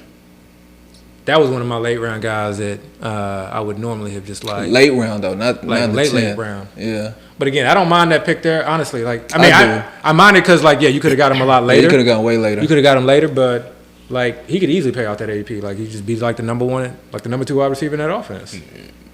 I'm just he's to me. But at the end of the day, man, you got to get guys at their value too, man. You can't just reach just for the sake of reaching. I don't think it matters though. I don't think it matters. At the end of the day, I don't think it matters. But I think he could have got Van. Once the draft is over, I think he could have got Van in the 12th though. Yeah. He could have waited like 2 rounds to get him. I don't think it matters. I think he has his pool of guys that he wants to get. I got you. He wanted Porter. He wanted Van Jefferson. I got you. It's like when I'm loading this queue. Like I'm loading this queue, and like all these guys, I'm not taking any. Okay, Rashad's gone, so we don't have to consider that. So JuJu over Jacoby. Easy. Let's go JuJu. That's my guy right there. And I'm not even high on JuJu. I think he's the type of player where we're kind of like ew about, kind of like Josh Jacobs last year. We're like ew about, and then we look back later and be like, the guy, he was the number 1 wide receiver, new offense. Yeah. The offense was really bad last year. Don't forget, the defensive coordinator was their OC. Yeah. And this is the thing too, and I 100% and Mac agree Jones with that. was their quarterback. Yeah. Okay. What about this? There's a chance Bailey Zapp can take Exactly. Exactly. This is what I was going to say. H-Town legend, HBU. I'm sorry. Go ahead. JuJu's like a nice player. I feel like you can like start like in a matchup where they are going against like a top tier horrible team. Secondary. Not even a horrible secondary. I honestly like. We haven't talked about defenses yet or like matchups and start sets decisions. I'd less care about like if a defense is good or not, and I more care about what the point spread is. Got you. I'm 100, and that's how. And that's point really, spread or game total. Game total. Game total. Sorry, game total and point spread. Okay. I like. But which do you prioritize over like game total? Game total. Yeah. Game total. So to me, like those are the most important things. For me, it has to be game total for me, and then thin point spread because that says shootout. I don't want a high game total, but then a wide spread because that just means the losing team is just going to be like trash, So, Gerald, this team is not bad. What we're doing, we got players if they hit can make us look really good. The wide receiver we understand is our weakness, but it doesn't look as bad as the way it was looking. Yeah, but we do understand it's our weakness, and definitely I wouldn't typically build a team like this. I think that double tight end with Mahomes though gives us a nice floor, which means if we work this season, again, massage this team right, this team can be... It's a different build, too. It can be like we got potential 4 RB1s on a given week. Like, it's not that hard to kind of like squint and see. We're not done with running back, though. We're not done. We got to take some more. But it's not that hard. It's not that hard to squint and see like these 4 running backs on a weekly basis being ranked in the top 12. Yeah. Just on a weekly basis. Especially if Kamara doesn't get suspended for that long. Yeah. Right. Yeah. And we don't even need him for the beginning of the season. We don't need him at all for the beginning of the season because Darren Waller and Kelce are likely going to be in our starting lineup. Daniel Jones is still on the board. I really think GOAT District Team 6 is attacking or they're going targeting Daniel Jones. If Team 11 lets Daniel Jones fall, I think this is where Daniel Jones goes. You can't let quarterback fall here. They're going to let him fall because I think they're trying to be, sometimes people being drafted, they kind of play a game of chicken. Oh, well, they got who's the last 10 you got Prescott. You got Prescott and Daniel Jones, but playing chicken, I'm not gonna lie. If I see a strong team and like all they need is a quarterback, and it's like one of those top tier guys like left or that whatever that's here, I'll take them. Yeah. The quarterback I actually am looking at here, if we were to take another quarterback, because I really don't. Usually when I have them at the Mahomes teams, I don't, and I don't have many Mahomes teams, but I would still consider late Jared Goff. Yeah. For the reason that I've been speaking of, that first look. I feel like it's a waste. I got you, but I don't know if the first look is worth. Again, you just sold us on the Patrick Mahomes, #1 overall, Kelce. No, I'm saying if we take a quarterback. Because Jared Goff is not anybody soon. Jared Goff we could take like in the 15, 16th round. Yeah, I wouldn't want to waste a roster spot. 15, 16 pick? Yeah, I wouldn't want to waste it. And it's not going to be a roster spot because we get the first look. So between Mahomes and it's not impossible or it's not crazy to consider Jared Goff having such a great game. He outscores Mahomes week 1 because it could be a shootout. Yeah, but here's the thing though, like if we go into it thinking that we're going to take Jared Goff, then we're going to pass up. No, it's just having that first look type player. If we're going to take another quarterback, if we're not considering taking another quarterback, then forget about it. Yeah, I'm not even considering taking another quarterback. Yeah, me neither. I thought you were just saying that with a certain high quarterback is falling, you would consider. So if Daniel Jones make it back here, you still wouldn't take him. I wouldn't. I wouldn't take him at 12. Hell no. Maybe would take him at 13. Hell no. Why? You just told me we shouldn't waste the pick on golf. Because I would be blocking 6. Yeah, because Daniel Jones is going to be. Because you want to block 6. So you play defense. 6, yeah. But Dak would have to be off the board too. So like one of these teams would have to take Dak. But you're wasting a 13th round pick just for the sole reason of playing defense? Yeah. And the fact that he could be Absolutely. MVP. He could be what, Chris? MVP. You don't think Daniel Jones has MVP? Bro, stop it, man. You don't think he could? Tell me now. You don't think Daniel Jones is not even going to be in the top 10 of MVP voting? Okay, what do you guys think about Rashid Rice? Look, they skip quarterback. Go 6, man. See, I don't know what he took Tajay Spears. Team 6 might be thinking to themselves, we'll take either of Jones or Prescott, which means they're also playing a game of chicken. Yeah. But when you see a team like Team 10 take 2 quarterbacks, that's when it starts becoming dangerous. Because once one team takes 2 quarterbacks, other teams start saying, okay, what about my second quarterback? Mm-hmm. Yeah. And again, that's not my cup of tea, but that's just a risk you take. Drafts, to some extent, is all about psychology, right? Mm-hmm. That's what I got my degree in. So you have to kind of just try to figure out. You have to kind of try to figure out what people are thinking. Not so much what they'll do, but what they're thinking. All right. You got the here's the cue. Take a look at the queue. See what y'all. See? I would take Tyler Algier. See. I would take Tyler Algier. Yeah. And I might be butchering his name, but that's who I would take. Tyler Algier or Ford, Jerome Ford too. Jacoby Myers is still there. Then we didn't even get close to Rashee Rice. I was gonna ask y'all what y'all thought about Rashee Rice. I wouldn't mind Jacoby Myers here. I'm glad they took Juwan Johnson. I love that. Yeah. I mean, Tyler Algier or Jacoby Myers are my guys, and both of them are probably going to go.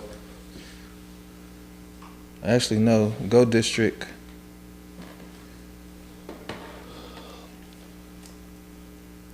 Tyler Algier, I think, is a solid running back for us. This is what I would want to do.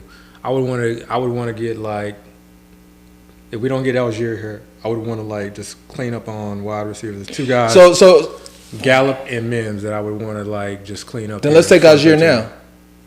Take a running back if you're looking at receivers. Yeah, we take a running back here. We can get Gallup in the 13th, and then we can get Mims in the 14th. Mims in the 14th? Ideally. We can do that. I mean, I'm not that high on Gallup like that. Me either. This is the thing with Gallup. CeeDee, number one, Gallup could just be the number 2. He could just be the number 2. But he's not. But he could be the number 2. Oh, all right, so Jacoby Myers off the board. And then if CeeDee goes down, he could be the number 1. Yeah, but they're going to take a quarterback here. They're probably not. They might be playing chicken. They got 3 quarterbacks that are right there that they can take. He's looking at the back end of the board. I wouldn't take a quarterback. Yeah, I wouldn't either. He could take Dak, Kirk Cousins, or Daniel Jones. They're taking Algier. I can't imagine they pass on Algier here. If they pass on him, definitely I want Algier. Jerome Ford? Yeah. Man, he didn't do anything last year. Jerome Ford's value is strictly on the fact that people think he's the backup. Yeah. Until he's not. But exactly, until they sign somebody and throws it all off. They'll do like what the Ravens did with Melvin Gordon, just some random sign. That's not the thing. It's like people just completely ignore that as like a potential. And we literally called it. I was like, so many teams will just like add a vet, and then like those late round shares of these guys that you've been just picking up are worth 0. Of course they were gonna take them. That hurts. All right. And they took Jacoby Myers. I'm saying we could just literally just snipe him on quarterback. But I don't want to. Y'all want to get the rookie, Keandre Miller? Nah. I think he's didn't really do much in minicamp. Because he's been hurt. He's been hurt since college. He hasn't done anything. I know. This to me is not a team that's like. So who are we considering? I would go with Gallup. Gallup here? Yes. I'll take Isaiah Hodgins before Gallup. Because you know how I feel about. He's their receiver 1. What about Tyler Boyd? If Chase or Higgins goes down, Boyd is the guy. No. Chase and Higgins went down last year. If we're talking about upside, Isaiah Hodgins is the upside pick. He's a receiver 1. They didn't bring up any. All right, we got 10 seconds. But Isaiah Hodgins is not even like on the queue right now. He is. He's like the 6 or 7. He's on. Should go Gallup. All right. What do we got? 6, 5. I don't even see Gallup. 4. Take Gallup. Take Gallup. 2. Where's Gallup? I can't believe we went Gallup. We took Jerome Ford. Here, hit the. What happened? I hit it. We done had an auto pick, man. That's crazy. Jerome Ford, the guy I didn't want. That's real. Oh, yeah. Hold on. Oh, Jerome Ford was a bad pick. Yeah. That's what I'm saying. Gallup is nowhere even at the top. We could have went. Queue. Right, you could have took it from the queue, but he doesn't have your same queue. All right, so how do I? Hey, we just gotta let him know. We're gonna edit this part out the pod. You're not gonna be able to let him know. We'll type it in. Say pause. Take pause first, and then It's paused. It's paused. Tell him pause. It is. It's paused. You told him to draft pause? Yeah, it's paused. I can't see the time. How do I know this pause? It's paused, bro. Okay. It's paused. It's paused. You don't Okay. believe me? So Okay. How do I know that? Because we telling you it's paused. Hey. So what are y'all gonna tell him to switch it to? Gallup. Unfortunately, it's Man, gonna be we Gallup. reaching like a hell. Who do y'all want to tell? Isaiah Hodgins is their You're saying receiver we're reaching. 1. This is why Hodgins ADP does is not reaching matter. Who do you? I don't want none of these guys on my team. Tell him Gallup. Tell him It's Gallup. not. It's not that I just don't. That I want Gallup. It's Just remember when I said at the house, there are 8 Tell other him Gallup. players. Tell him Gallup. slash teams Tell him slash Gallup. defenses there's that I 10 want. guys in that receiver Tell room him Gallup. who can do what Did y'all tell him does. Gallup? No, he's gonna tell him Gallup. Just tell him Gallup. Let's get your guy, man. Isaiah Hodgins is literally the only guy. How far down is the queue is Hodgins?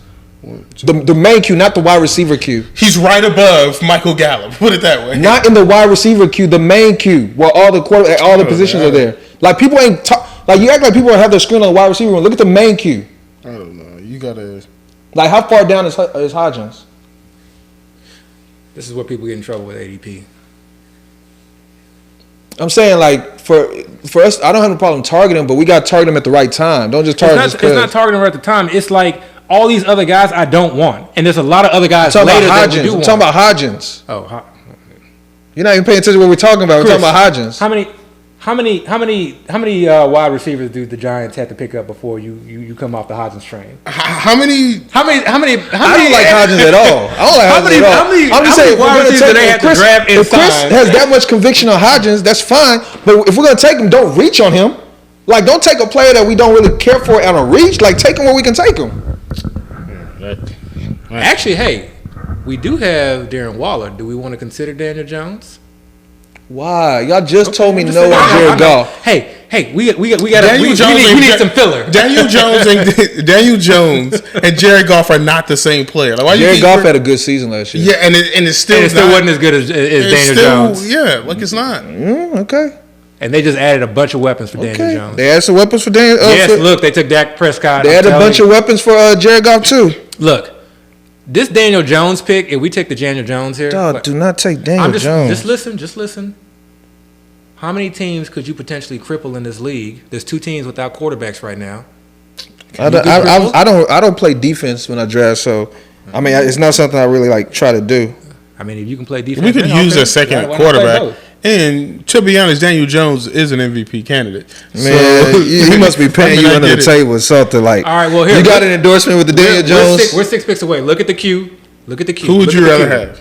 That way you're not. That way, because I already know who I would take. Y'all look at the queue. Figure it out. I'm also not above taking Justin Tucker here and just locking in the kicker. He got a late bye. I'm not taking a kicker in the third. We don't got to worry about the kicker. All right. Yeah. It's a high-powered offense. No. He's a good kicker. We don't have to worry about ad drops. That's like less money that we got to spend for Fab. That's less. We don't spend money on kickers anyway. We do. We spend $1 to $2. He literally spends $1 to $2 every single week on Even Fab. if he did every single week. That's going into the playoffs. That's an ad drop. That's $12 every single week. I'm looking at running backs. The guys I'm looking at are Keandre Miller or Jeff Wilson. I have zero interest. If we're going to receiver, I guess we can go Hodgins here and Mims next. I mean, we are weak a receiver. I would go Mims.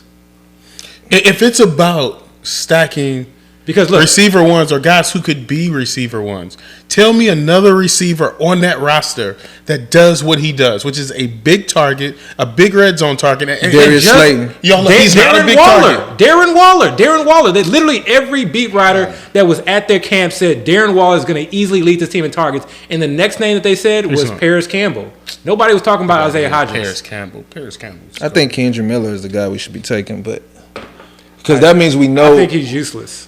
How is he useless? He's injured right now. You need 2 people to go down before he's a factor. You don't need 2 people. I do not think he overtakes. He's been drafted in the 3rd round. So, they drafted in a position where that player is going to be used. He's just hurt right now. And they signed Jamal Williams. And they've been talking about They signed Jamal before they drafted him. So you expect this 3rd round rookie to take over his? All right. He's off the board. I think he's off the board. So where are we going? Damn, that sucks. Y'all know where I want to go. So y'all can argue about where you want to go. I'm Marvin Mims here. If we take Mims, because I think people know we like Mims, right? So I think they'll try to snipe us for Mims. I don't think they'll snipe us for Hodgins. I think we can get Hodgins in the 14. I don't even think it matters. All right. I don't think it matters. Like worrying about like getting value at the stage. I actually would prefer Hodgins over Mims here though. And we have Courtland Sutton too. Because if Courtland Sutton ain't it, guess who is gonna be it? It's probably gonna be Mims. That's the first player that they drafted. Or Judy. That's the first player that they drafted. I think we could take him in the 15. I mean, in the 14. Well, who y'all want to take? Take Hodgins. Take your guy. All right. Please don't take Hodgins here, man. Either Hodgins or Mims. Those are 2 guys. Who you want? You're taking Mims. I said take Hodgins. Who do you want? Mims. No, Hodgins. We're taking Hodgins. No, take Mims. 3 seconds, too. Pick your guy. I'm taking Mims. I have to make an executive decision. You're not taking Hodgins. Come on now. Y'all killing me with these late picks. Hodgins. Ugh, gross. Come on. I can't wait for this. Boy, man, I can't wait for the season to start. Oh, my goodness. We're picking a rookie receiver who has to. Hey, fellas. When we talk about Keandre Miller having to. There's Daniel Jones off the board. He made the decision. I knew they were targeting him. He made the point of Keandre Miller. They spent a third-round capital. They're going to potentially try to get Marvin Mims. They spent second-round capital, and he was the first. You don't try to come over on my team now. When the saying you was a good hit, I'm saying. I'm not saying I was good. I'm saying like you are making an argument for a third-round. Yeah, he was also I'm making an argument for a second-round, the first player that they drafted in a new system. But in order for him to be something, a guy needs to come. I don't think so. I think he could literally just beat them out in camp. No, I don't think we should ignore running back, man. We need to add to our running backs. I'm not saying we ignore it, but Keandre drafting a guy like Keandre Miller, who's like RB3, we couldn't on the roster. We couldn't like have legit RB3 on the roster. Make no sense. We couldn't have drafted him. But that's a bet on talent. Chase Brown may not be even an RB2. Kevin Gainwell is RB3. Why we? He might be more talented than Jamal Williams. Jamal Williams has a low ceiling. He has a low ceiling, but guess what? He's going to be that team's RB. He had a low ceiling last year, and he scored 17 touchdowns. Yeah, but those are like 1-2 yard runs, and that was we need to make a note to pay attention to this Michael Gallup pick here, though. I don't want to leave. No. We made a bet. I want us to continue. I don't like the Gallup pick. This Michael Gallup pick going forward. Like, take a look at the board. If Michael Gallup was so good, then why would they trade for Brandon Cooks, a perennial 1,000-yard receiver? Who's the receiver one on his previous team? Because they lost a bunch of wide receivers. They lost. Because they didn't have any faith in Michael Gallup, man. They paid Michael Gallup. People forget that he literally was coming off an ACL last year, and he came back early. Should we take the Josh Jacobs handcuff? Who's Zamir? I don't think he's a handcuff. I don't know if he's. Who's that? They literally have no other running back on the team. I think they just signed somebody. I do not think I think that's a wasted pick. I mean, this late? I think these guys. I think these running backs are okay. Do you think there's a chance he's a handcuff? I would rather go. Do you think there's a chance he's a handcuff? No. You think there's no chance? He's literally handcuffed right now. I think there's no chance that he's a handcuff. I really think there's no. I might buy that too. I think there's no chance that he comes in as. There are so many running backs on the market. It's too many. Like there's just way too many. But you don't know who it's going to be, and right now we know he's there. I know, but that's a trap play to me. And it's so early too that a running back can come into. Okay, what other running back you guys looking to take then? I don't necessarily know that we need running backs. We got 4 running backs. That's enough. What? Yeah, that's enough. All right, man. Y'all the most injured position in football, and y'all running think we're good at running back. So if you want to take a running back, one of our running backs who might be suspended. Chuba, I'd be fine with. CEH, I'd be fine with. Kareem Hunt, I'd be fine with. Like Michael Carter, I would much rather have Michael Carter in that situation than like Zamir White or Keandre Miller. Like I don't even know why Michael Carter is like not going above any of these guys. You know why? Because that's just what the ADP has been, and people just get used to it. It makes no sense. Because people ain't high on Michael Carter. He didn't do anything last year. But he had the job last year. But they're talking him up as being the RB2 this year. But he had the job he actually had the job last year. He did, and that's what people are remembering. But this year is different. This year's different. They added a running back. Yeah, and Zamir White got 0 touches last year. Because Josh Jacobs was the only running back they used. What I'm saying is if Josh Jacobs holds out. See, look. And really, like, Rashid Shaheed over here, like, are we going to sleep on him? Like, I would much rather have Yes. Man, I will bet you right now Rashid Shaheed. Bro, okay, look at our team. If somebody gets hurt, one of those running backs, we're sunk. If Kamara is suspended, we're down to 2 running backs. 3 running backs. We have 3. No, I'm saying if somebody gets hurt and Kamara gets suspended, we're sunk. We're down 2 running backs. We got other. We have a Darren Waller in the flex, and we got other wide receivers. You can say that for any team. But that's what I'm saying. That's what I'm saying. We need running back. We need to strengthen that room. Yeah. I don't think we need to waste picks on it. I don't think it's a wasted pick. All these guys that are being taken now are running back 3s. Like look at the running backs that are being taken right now. There's no running back we're going to find later in the draft. There's a bunch of guys that have been not signed that would likely that any of these guys that get signed. But I'm not talking about signing. I'm talking about who we're going to draft. Who we add into our team that's worthy. That's what I'm saying. Any of these guys who are not signed right now, when they get signed, they are automatically the team. At the very least, who are we drafting? I'm not talking about these guys. Their potential signing with a team. I'm talking about for our team that we're building right now. Who are we drafting to be our 5th running back? We can't just keep a bunch of guys to the queue. One guy that I would not want to draft is Zamir White. That's a wasted pick to me. If Josh Jacobs does not sign, I don't see a situation where they're just like, okay, let's just run with Zamir White. I mean, the regime drafted this guy last year, and they gave him like 3 touches the entire season. Yeah, but again, that's because Josh Jacobs never went down. Okay. Josh Jacobs played the full season. Right now, we're in a situation where there's a threat to Josh Jacobs being available to start the season. I last pick, so I'll let y'all make this pick. I said my piece with the Zamir. Oh, he already went now. Then. Yeah, good. Somebody else fell on that grenade. But that hurts our running back options. We got plenty of options, bro. We got Chuba Hubbard, who did way more than Zamir White did last year. Kareem Hunt. We got Chuba Hubbard. Go look at Chuba Hubbard's stats. He did way more than Zamir White. Zamir White didn't do anything, but I just explained why. You don't know. Chuba Hubbard. You got your reason why. Josh Jacobs never left the field. There's no other running back that did anything for the Raiders last year. Reason why. But I'm saying no other running back left the field last year. Okay. So of course Zamir White didn't do anything. But again, looking at Chuba, Deontay Foreman took the job last year once they traded CMC.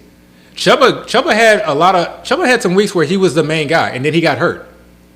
It wasn't just only. All right, well look, Foreman kind of took over that. Foreman took that job. Foreman earned a contract with that job. Yeah, but how quickly they forget? Nobody's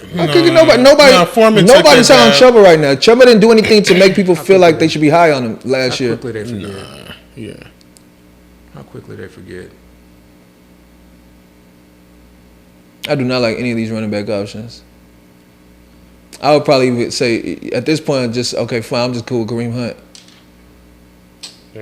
We need a running back. We need some value somewhere. Man, it pisses me off.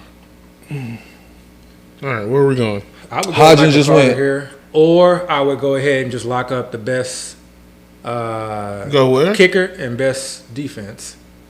I really like Justin Tucker, but I found y'all don't want to do that. But I would be looking at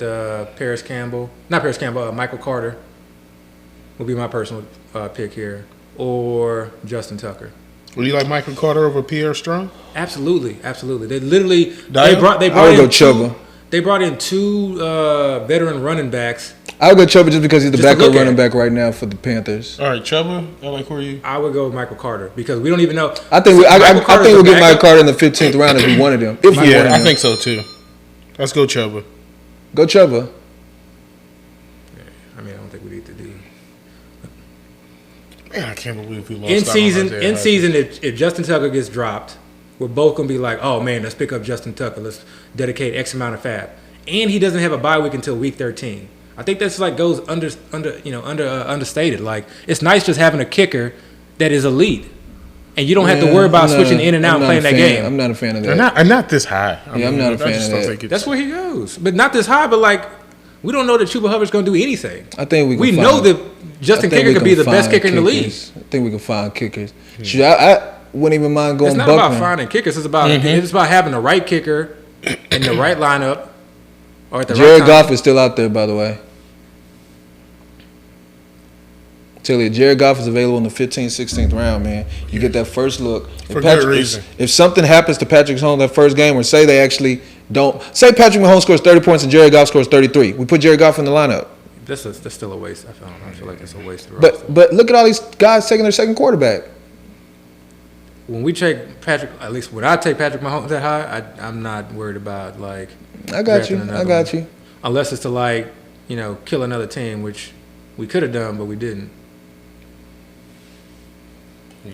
Yeah. Like I would have rather had Daniel Jones than Marvin Mims, to tell you that much. Marvin Mims is kind of a Courtland Sutton hedge. I think our wide receivers can do something. I'm not a fan of Gallup. That one's gonna have to still be sold on me. Yeah, like that's gonna sting for a while. Yeah, I really wish we were able to get Tyler Algier. Like, I really, really wish he fell to us right there. Yeah, I would have wanted him too, but he wasn't on the board.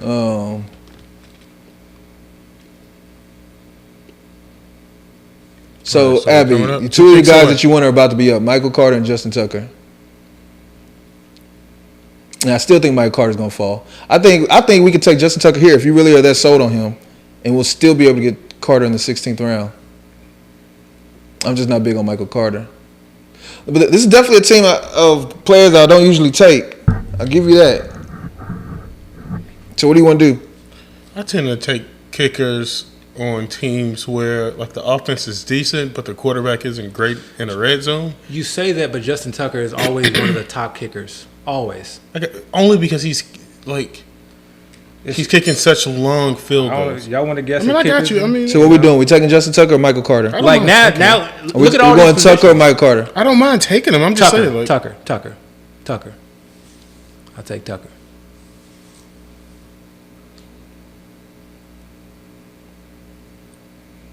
It's the highest I've ever taken kicker. I can't believe we took Michael Gallup. Yeah. That one Look who went. Darnell Mooney, Jonathan Mingo. You might have been able to convince me more on Mooney than Gallup. It's crazy, but it's true. Yeah, that was close. I maybe even wanted Jeff Wilson, but Jeff Wilson might be a Dalvin Cook's high. I mean, hedge was kind of sucks, kind of saps value, but I'm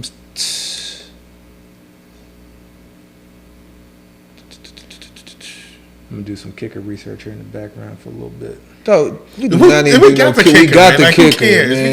Yeah. So what you need to be doing is selling us on Michael Gallup. Yeah. That lets us everything. Look. That's we got the kicker. That's the pass. Michael Gallup kicker. Let's look at the kicker. Let's look at the 16th round. Do we want to go running back or do we want to go receiver? Let's go running back. So are we targeting Michael Carter here? Let's see. What other running backs you see there, Chris? We got Zeke, Mostert, CEH, Kareem Hunt. Hunt is the type of player where he can sign for a team and they're going to utilize him. That's what I was talking. Day one. Hunt and Carter to me should have been taken ahead of Chuba. That's why I said ADP does not matter. It does matter when you can get both of them. But I would rather have Hunt and Carter than Chubb. Okay. Than Chuba. Well, I don't know about that. I mean, I can understand that's what your preference, but I don't know. I'm not a fan of any of them except for Kareem Hunt, but he's just not with the team right now. And it's just so ambiguous where he's going to end up. But I do think when he does sign, he's going to be used. I think a team that picks him up is going to have a role ready for him.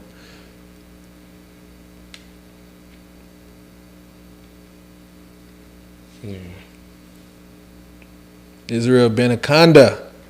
They took him over Michael Carter. They don't even believe in Michael Carter. That's because people have been telling you that. But the point I'm making is Michael Carter, I feel like would have fallen. I think he's still going to fall if we want him. Let's hope so. I mean, I'm not hoping so. I'm not hoping so. Right? Oh, somebody feel like they need Michael Carter on their team.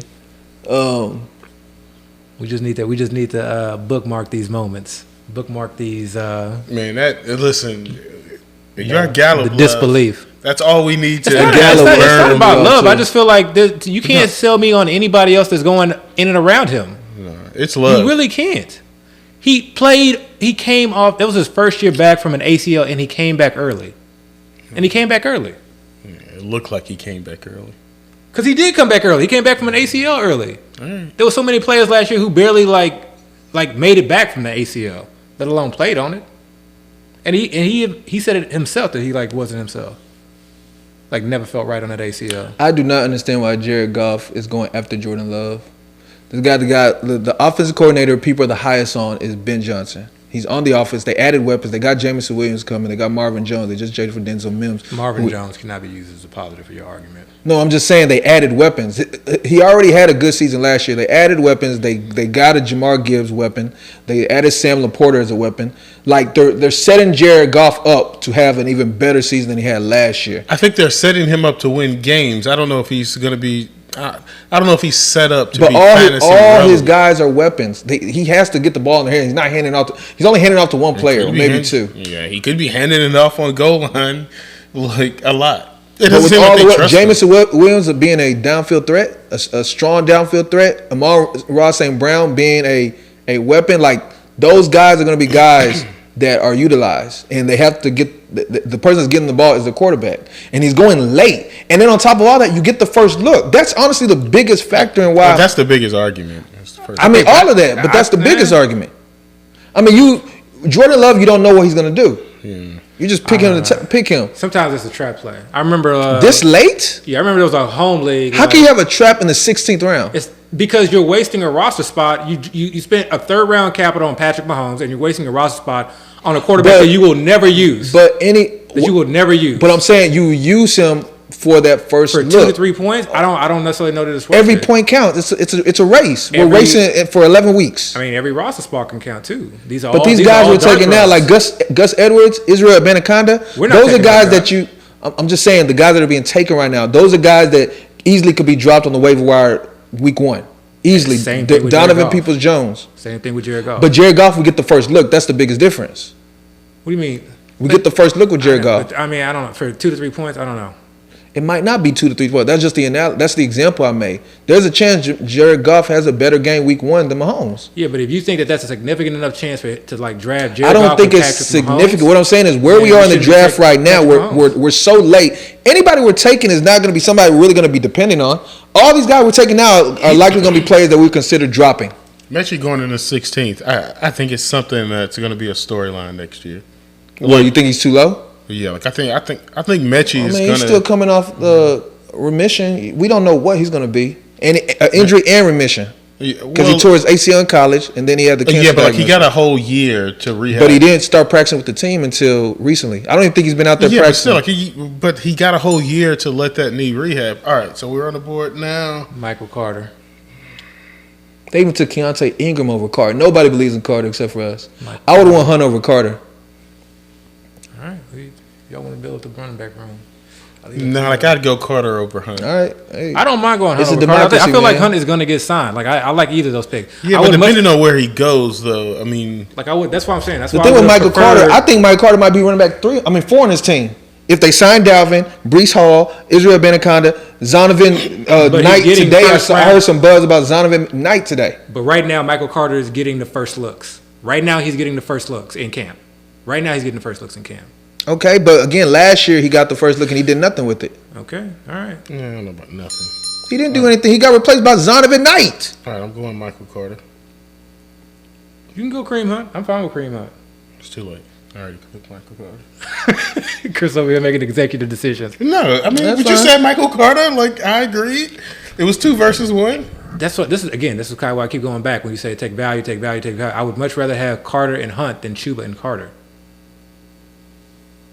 All right, what are we looking at for defense? My defense. I think Carter could have fallen to the 17th round. Like I think that's how low people are on Michael Carter. Yeah. I wouldn't be surprised if draft Michael Carter's not even being drafted. He wasn't being drafted. He's coming up in drafts now though. They're winning Kareem Hunt, man. Damn. I feel like Michael Carter's gonna be one of those players we drop early in the season. Like he is. Like by week 2, Michael Carter's gonna be drafted off our team. But it's crazy that y'all are saying that. Given the nose that's coming out of camp right now, and given that we don't know what's coming out of camp, like I haven't heard anything coming out of camp good for Mike Carter. I heard he got reps, because they have nobody else. I heard Zonovan Knight had a good camp today. But who's getting the first team reps?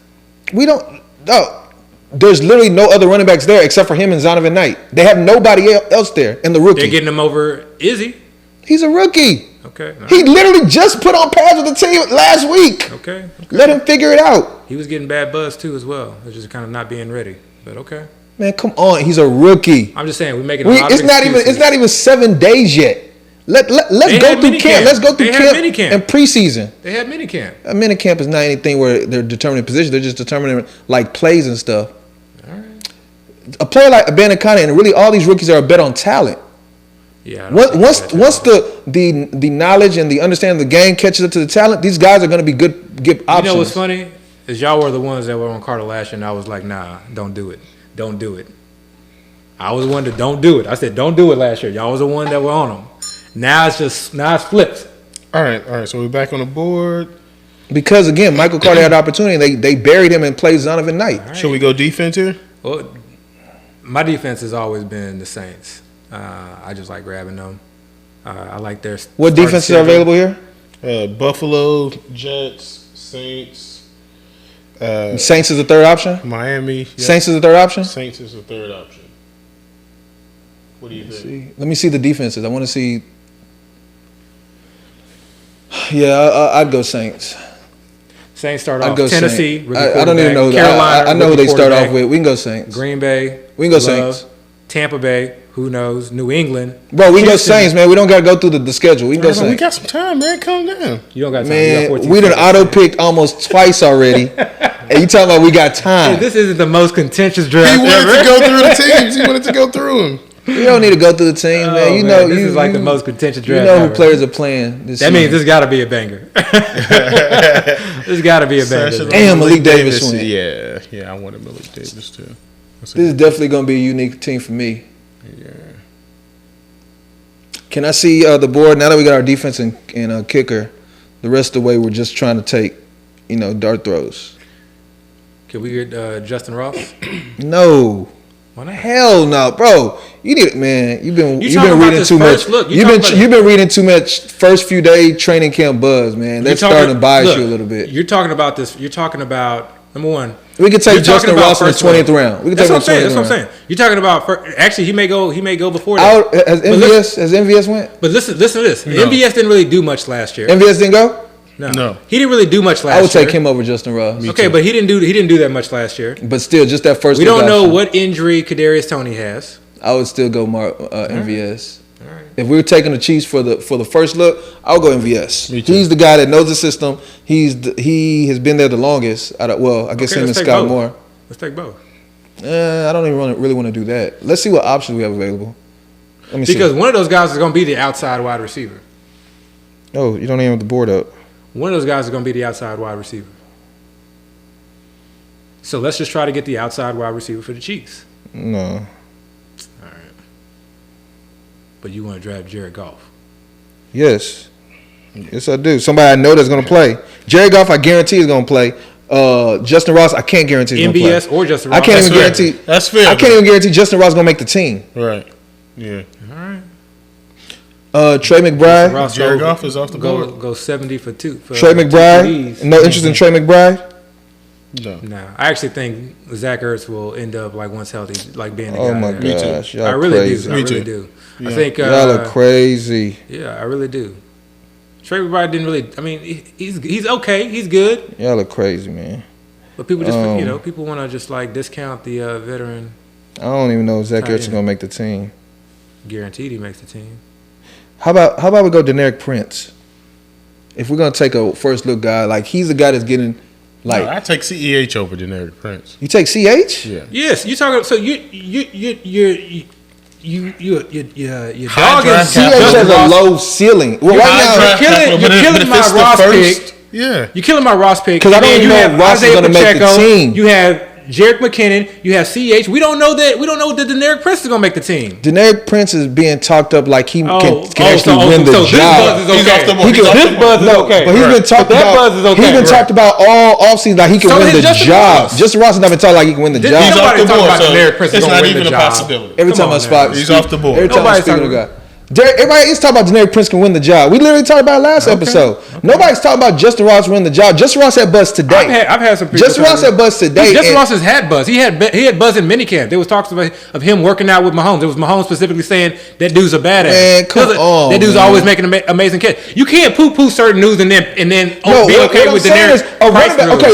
Let's look at the straight up position. A running back can come out of nowhere and have the job. A running back can come out of nowhere and have the job. They literally did it last year. So can a wide receiver because there's wide receivers come out of nowhere, go from wait. Let me tell you what I'm saying. How many wide receivers go from wide receiver 5 or 6, barely making the team, to being an actual strong contributor for the team? You're saying that he's wide receiver 5 or 6, and you're saying that he's going to barely make the team. What do you think he is?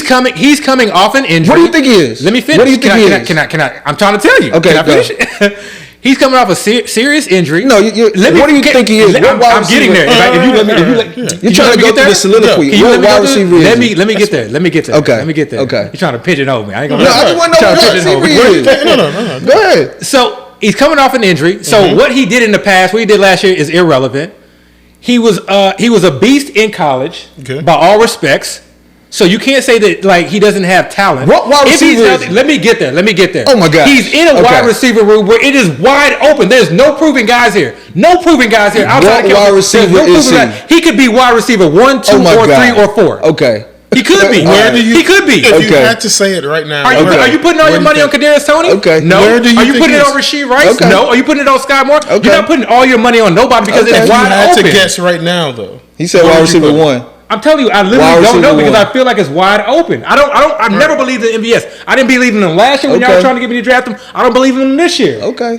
So there's not a lot of guys that play that outside position. Rashee Rice is a rookie. Rookies do not do very well. That's going to be the guy we end up dropping. Okay. Rookies do not do very well in the Chiefs system. Okay. All right, so we're 2 spots away. Yeah. You didn't answer the question, but I did. I said either 1, 2, 3, or 4, or 5. No, but that's not saying where you think he is. Like, that's saying where he that could is be. That's what I'm. That's the whole point. That's the whole point. Is I think that he could be anywhere. Yeah, I don't know. Exactly. I don't know that any of those Chiefs wide receivers. What I do know is that we have Mahomes. What I do know is that it's a passing offense. The field. We know MVS. I don't know that Justin Ross is not taking his job. Come on. I don't know that Justin Ross is not taking his job. All right. I don't. All right. CH is off the board. All right. So we're at Buffalo defense. Where are we going, fellas? Let's look at the board. We got Shark. We got who? MVS is still there. Okay. What about the running backs? Well, CH just went off the board. Can I see the running back one? Let's see. What do you guys want to do with the Giants running back? Nah, so I know they signed Robinson, but Robinson got dropped by the Patriots, and the Patriots are like already. I think Travion Williams should be drafted. I think he's the running back 2 for the Bengals. So you're not on Eric Gray? No. So who are you on for the Giants running back then? The RB2? I'm not really high on either of them. All right, so we're going. Maybe James Robinson over both of them. But Travion Williams, I think, is the team's running back 2 Let's right go now. MVS. Let's go MVS since y'all were talking up MVS. And then I would say I personally would try to get Justin Ross as well. So what do y'all think about Travion Williams, who is likely the running back 2 for the Bengals? I don't know that he's running back 2. Well, likely. The coach has talked him up several times. And the only other running back on that roster is the rookie Chase Brown. Yeah, I don't know. I'm not a Travion Williams believer. Okay. I don't mind taking him, but we only got 6 running backs right now. What about Joshua Kelce? No. Hell no. Y'all saying y'all don't remember when Justin Jackson won people millions of dollars? Yeah, we can take him. He's on the lines. We can take him. We get the first look. Why not Joshua Kelce? You in this first look, man. If we're gonna do it, gotta have some kind of incentive.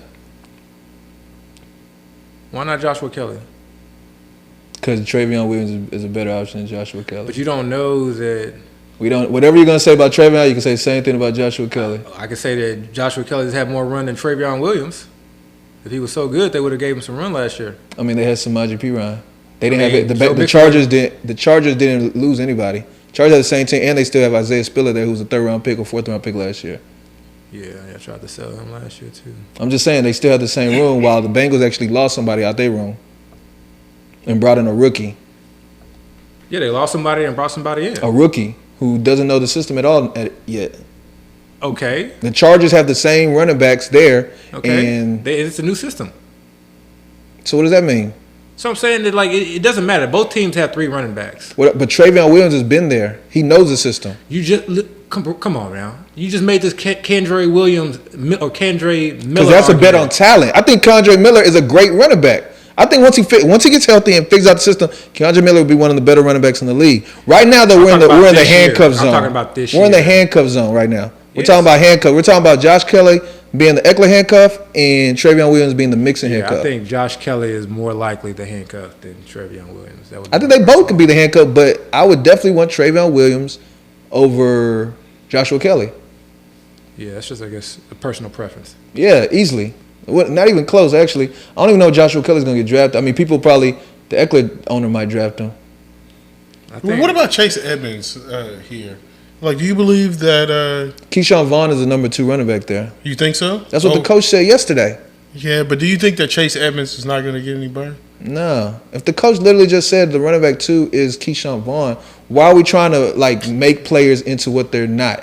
Because you could draft your boy Cade Otton here if you wanted. No, I don't want to draft Cade Otton. I would take Cade Otton the 20th. Sleeping on Justin Ross, man. Terrace Marshall is still there. This is the perfect team to take that Hail Mary throw too. And we got Mahomes. We lighted wide receivers. This is that perfect team to take that Hail Mary. I have no interest whatsoever in Justin Ross, man. But if y'all want to take him, y'all can. What about I would say Terrace Marshall? I have zero interest in that. I would have more interest in Marshall than Ross easily. Actually, I don't even mind that pick. Terrace Marshall, because he can be their team's wide receiver 1, and we're taking him in the 19th, 20th. He can be their team's wide receiver 1 for real. Dwayne McBride is off the board, so that's not even a choice. Let's go. Let's look at the board.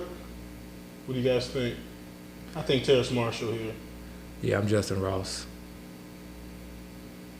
I don't see. Or Joshua Kelly. Actually, I wouldn't even mind Robert Woods here either. And a hedge bet. If we want the hedge bet, we can go Michael Wilson as well. Richie James is a better pick to me than Justin Ross. I actually would agree with that. I don't mind getting all 3 of them. These are all like late dart throws. All right, get all 3 of them. Get on Richie James. Get all 3 of them. them. Get Richie James. We're gonna have to drop guys anyway, dude, man. I would have went Travion Williams. All right. Come on. What are we going? Terrace Marshall, but if you want to, I mean, but we're 10 seconds. Go up. I can't because I'm doing both. What do you want? I'm going Richie James. Nah. Terrace Marshall. I would say Robert Woods. We're about to auto pick again. Oh my god. I'd say Robert Woods. We about to auto pick. We auto picked a kicker, bruh. All right, y'all did it again. All right, well then. What do you mean, y'all? You had an iPad here right in front of you. What do you mean I got that's your iPad? Okay, well you can make the pick too. You literally are looking at the board. You want me to take your iPad and make the pick while y'all still talking? Yes. Why would I do that? That's not my iPad. Oh my goodness. I haven't made one pick this whole draft. Why would I now just start grabbing your iPad and making a pick? All right, so we want Terrace Marshall, right? Hold on, how do I? But can you respond to him on that? Because I think it's easier. Because I just asked the commission to pause. Terrace Marshall? Yeah. Oh man, gross. I can't believe I'm typing this. I can't believe that you're putting up a fit after this draft for Ross. Go and give him his Ross, man, because he wants some. He's banging the table. He's gonna be there in the 20th round. We can get him in the 20th. We should have done. We actually should have done Robert Woods, to be quite honest. No, I wouldn't Terrace. I want Terrace Marshall over everybody are saying right now because he's the only one. I mean, Robert Woods could be the number 1 receiver, but yeah, he could be. That offense is so like low ceiling. Terrace Marshall. How are you saying that? They both have completely new quarterbacks, completely new offensive coordinators, completely new weapons. I would trust Frank Reich over what's his name? Frank Reich was the quarterback of the Colts last year. Was the what? Oh, sorry, he was the head coach of the head coach of the Indianapolis Colts last year. Yeah. Okay, and he got fired, and that team was in shambles. But he has a history of being a OC, and he's had good offenses. Bobby Slowick has never been an OC in the NFL. He's never done it. Neither has Bieniemy, but you was pretty high on him too as well. Bieniemy was the OC for the Chiefs. What are you talking about? He was a running game coordinator. But he was still the OC. He didn't call plays. That's irrelevant. He was the OC. That is not irrelevant. That is not irrelevant. Bro, he was the Calling OC. Plays? Bobby Slowick has never been the OC. Okay, man. Bieniemy was the OC for a 2-time Super Bowl winning team. Okay. That's totally different situations. It's really not. It 100% is. If someone was like in charge of coordinating, it doesn't matter who's in charge. I'm talking about the role. I'm talking about the role. If you're designing the passing game concept, I'm talking about the roles. If you're designing the passing game concept for week 1 through 17, and you're implementing plays for the passing game. I'm talking about the role. That is more important when it comes to the passing game. What has Bobby Slowick done compared to Eric Bieniemy? Plays for a running back. Bobby Slowick has never been an OC. Okay. He's never been. He's never done anything. Okay. And you're comparing that to Eric Bieniemy, who has actually been the OC for at least 5 years. What did he do as the OC? What did he do specifically? Offensive coordinator. What does that mean? What did he do? Were you in the room? What did he do? Were you in the room or was I in the room? Stop it. Come on, man. Stop. Come on, man. Like we know that he did not call plays. We know that he was not the passing game coordinator. All right, man. And it was a passing team. All right, man. They were not a running back team. All right, man. I'm just saying you can't use that argument. That argument makes little sense. Bobby Slowick has done nothing. Okay. He has never had the role. He's never done anything. Okay. You can't compare. We'll see. And there's no comparison. We'll see. This dude, Eric Bieniemy, is now the assistant head coach for the Commanders right now. Your only argument is you saying he was the OC by title. That's all I need. What he did. Yeah, that's all. That's all I need. Okay. Come on, man. All right. We'll see. So what we doing in this 20th pick? We take your guy Justin Ross? Yeah, we're gonna burn this pick for Justin Ross because he's gonna be there. He's gonna be there. Trust me, he's gonna be there. So we're gonna go with Justin Ross as our last pick. You don't have to go with Justin Ross. There's plenty of options. There's Joshua Kelce. I threw out a bunch of names. Just don't blame us for waiting long. There's plenty of names right now. The iPad is here. If you want to look, if you give it to me, I'm taking Travion Williams. Say that right now. Y'all don't want me to take this laptop. Let me get this. Williams. Running back, Travion Williams. Yup, locked in. I'll leave this right here. I'm gonna give y'all. If it gets down to 6 seconds, I'm making that pick. So good luck, fellas. Over Robert Woods? Over everybody. Wandale? Over everybody. Nah, Wandale's not even healthy. Richie James? We'll get a first look with Richie. Over everybody. Give me the argument of Justin Ross over Richie James. When you look at collegiate accomplishment, they're in the league profile. That's still important because he was not healthy. So that means that we've never seen him in the NFL. Y'all keep knocking these players for not being healthy. Y'all knocking these players for not being 100%. But when they are, so what I'm saying is that you can't make the argument for what they are if they have not been 100%. Because if he's 100%, so that means then him at 75% is a complete different. So that means he's a complete question mark on a team that has a lot of question marks at wide receivers and passes probably more than any other team in the league with an elite quarterback. I don't know. So that's the argument. That's a simple argument for a 20th round pick. Yeah, that's the argument. That's really the argument. I mean, you can go, with Richie, who may have to compete with Sky Moore, who may kind of be in and out, may have some games here or there. Why doesn't Justin Ross have to compete with Sky Moore? Say what? Why doesn't they're going to play different narrative? They're going to play no, because they'll play different positions. Sky Moore and James Richie are going to be playing and vying for the slot role. Justin Ross is going to be playing on the outside. To me, it's Justin Ross versus MBS. Because that's the type of players they are. Justin Ross is not a slot player. Sky Moore and Richie James are more slot players. But you've never seen them play in the NFL before. There go Richie James. It's not even an option anymore. Because they were smart. That's yeah, exactly. That's why. Nobody's taking Justin Ross. I told you he's gonna be here. These same arguments we had last year. Yeah. Y'all knocked me last year, and we'll just have to see. We'll see when it. So right now, I'm giving y'all 55 seconds. I'm going Justin Ross. I'm taking Travion Williams. It's not a question for me. Justin Ross. My second would be Robert Woods. My third would be Joshua Kelly. All right, Robert Woods. What about Robert Woods? I just don't see Justin Ross touching the field. He may not. But you can't tell me a player who had his type of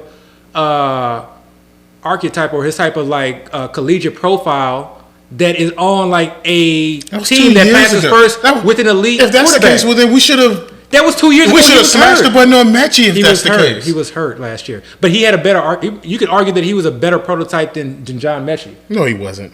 Dale, was Justin Ross a beast when he was in college? He wasn't better than Mechie. That was his freshman year only. Yeah. He's only his freshman year. Where are we going? I already gave you my choice. Justin Ross. If y'all want to go somebody else, I'm taking Travion Williams if y'all... I click Justin Ross. Justin Ross. We just See you, Ross. Hey, you didn't have to click it. I gave you my top 5. Y'all could have y'all had the decisions. Y'all could have made your own decisions. Burned into my mind is this Justin Ross pick that you wanted us to take in the 18th. Yeah. And then that Michael Gallup pick. Because if we would have taken Justin Ross in the 18th, then we could have taken and Robert the Michael Woods. Carter pick. Michael Carter's falling. He wanted us to take that 2 rounds early too. Yeah. Because it doesn't matter. It does not matter. It matters if we ended up getting him in the... No, because you know why it doesn't matter? Because for me, I didn't want Terrence Marshall. I didn't want Chuba Hubbard. Burn this I down. Burn it. I wanted Michael Wilson. I wanted Robert Woods. I wanted so many other players. There's so many players late in the draft that all go in rounds 17 to 18 that I'd like those players that are going in rounds 13 through 15 based off of what we have 9 wide receivers. 1, 2, 3, 4, 5, 6, 7. Yeah, 9 wide receivers. But no, 6 running backs. I'm a little upset though that we did not hash out the backup RB for the Chargers and the Giants. I think that really needs to be figured out. Or we got to really pay attention to that. We have the backup running back for the Bengals right there, sitting there for us. He didn't even get drafted, so he's available on waivers. Okay. Yeah, so once Justin Ross... Yeah, so hence he didn't need to be drafted. Yeah, Justin Ross probably wouldn't have went either. They didn't take another receiver. Yeah. None of these teams took a receiver. I think Justin Ross is a higher ADP than Travion Williams. He doesn't. I'm looking at it right now. He doesn't. I know that for sure. But if that's what you want to sell us, so that's cool. Oh man, I can't believe throwing out darts. Hey, it's not that bad. It looks kind of. I mean, look, we got you wanted stack. You wanted the KC stack earlier. You talked it up. We got a KC stack. And it's the first look. Why y'all look so unhappy? None of us believe in Justin Ross. It's none of us. None of us. Nor Gallup. It started at round 12. Yeah, like that 12, like yeah.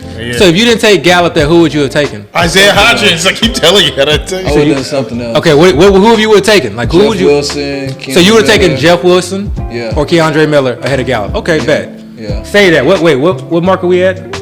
We're at the 2 hour and 13 minute mark. Okay, Michael Gallup. Let's make sure we go back and replay this at the end of the season. You gonna do it? You gonna go back in the video and watch, find it? 2 hour and 13 minute mark. Okay, 2 hour 13 minute mark. Yeah, I definitely would have done Jeff Wilson or I wouldn't even mind Mingo. Okay. Oh, Jonathan. Man, yeah. These are all bets I'm willing to take.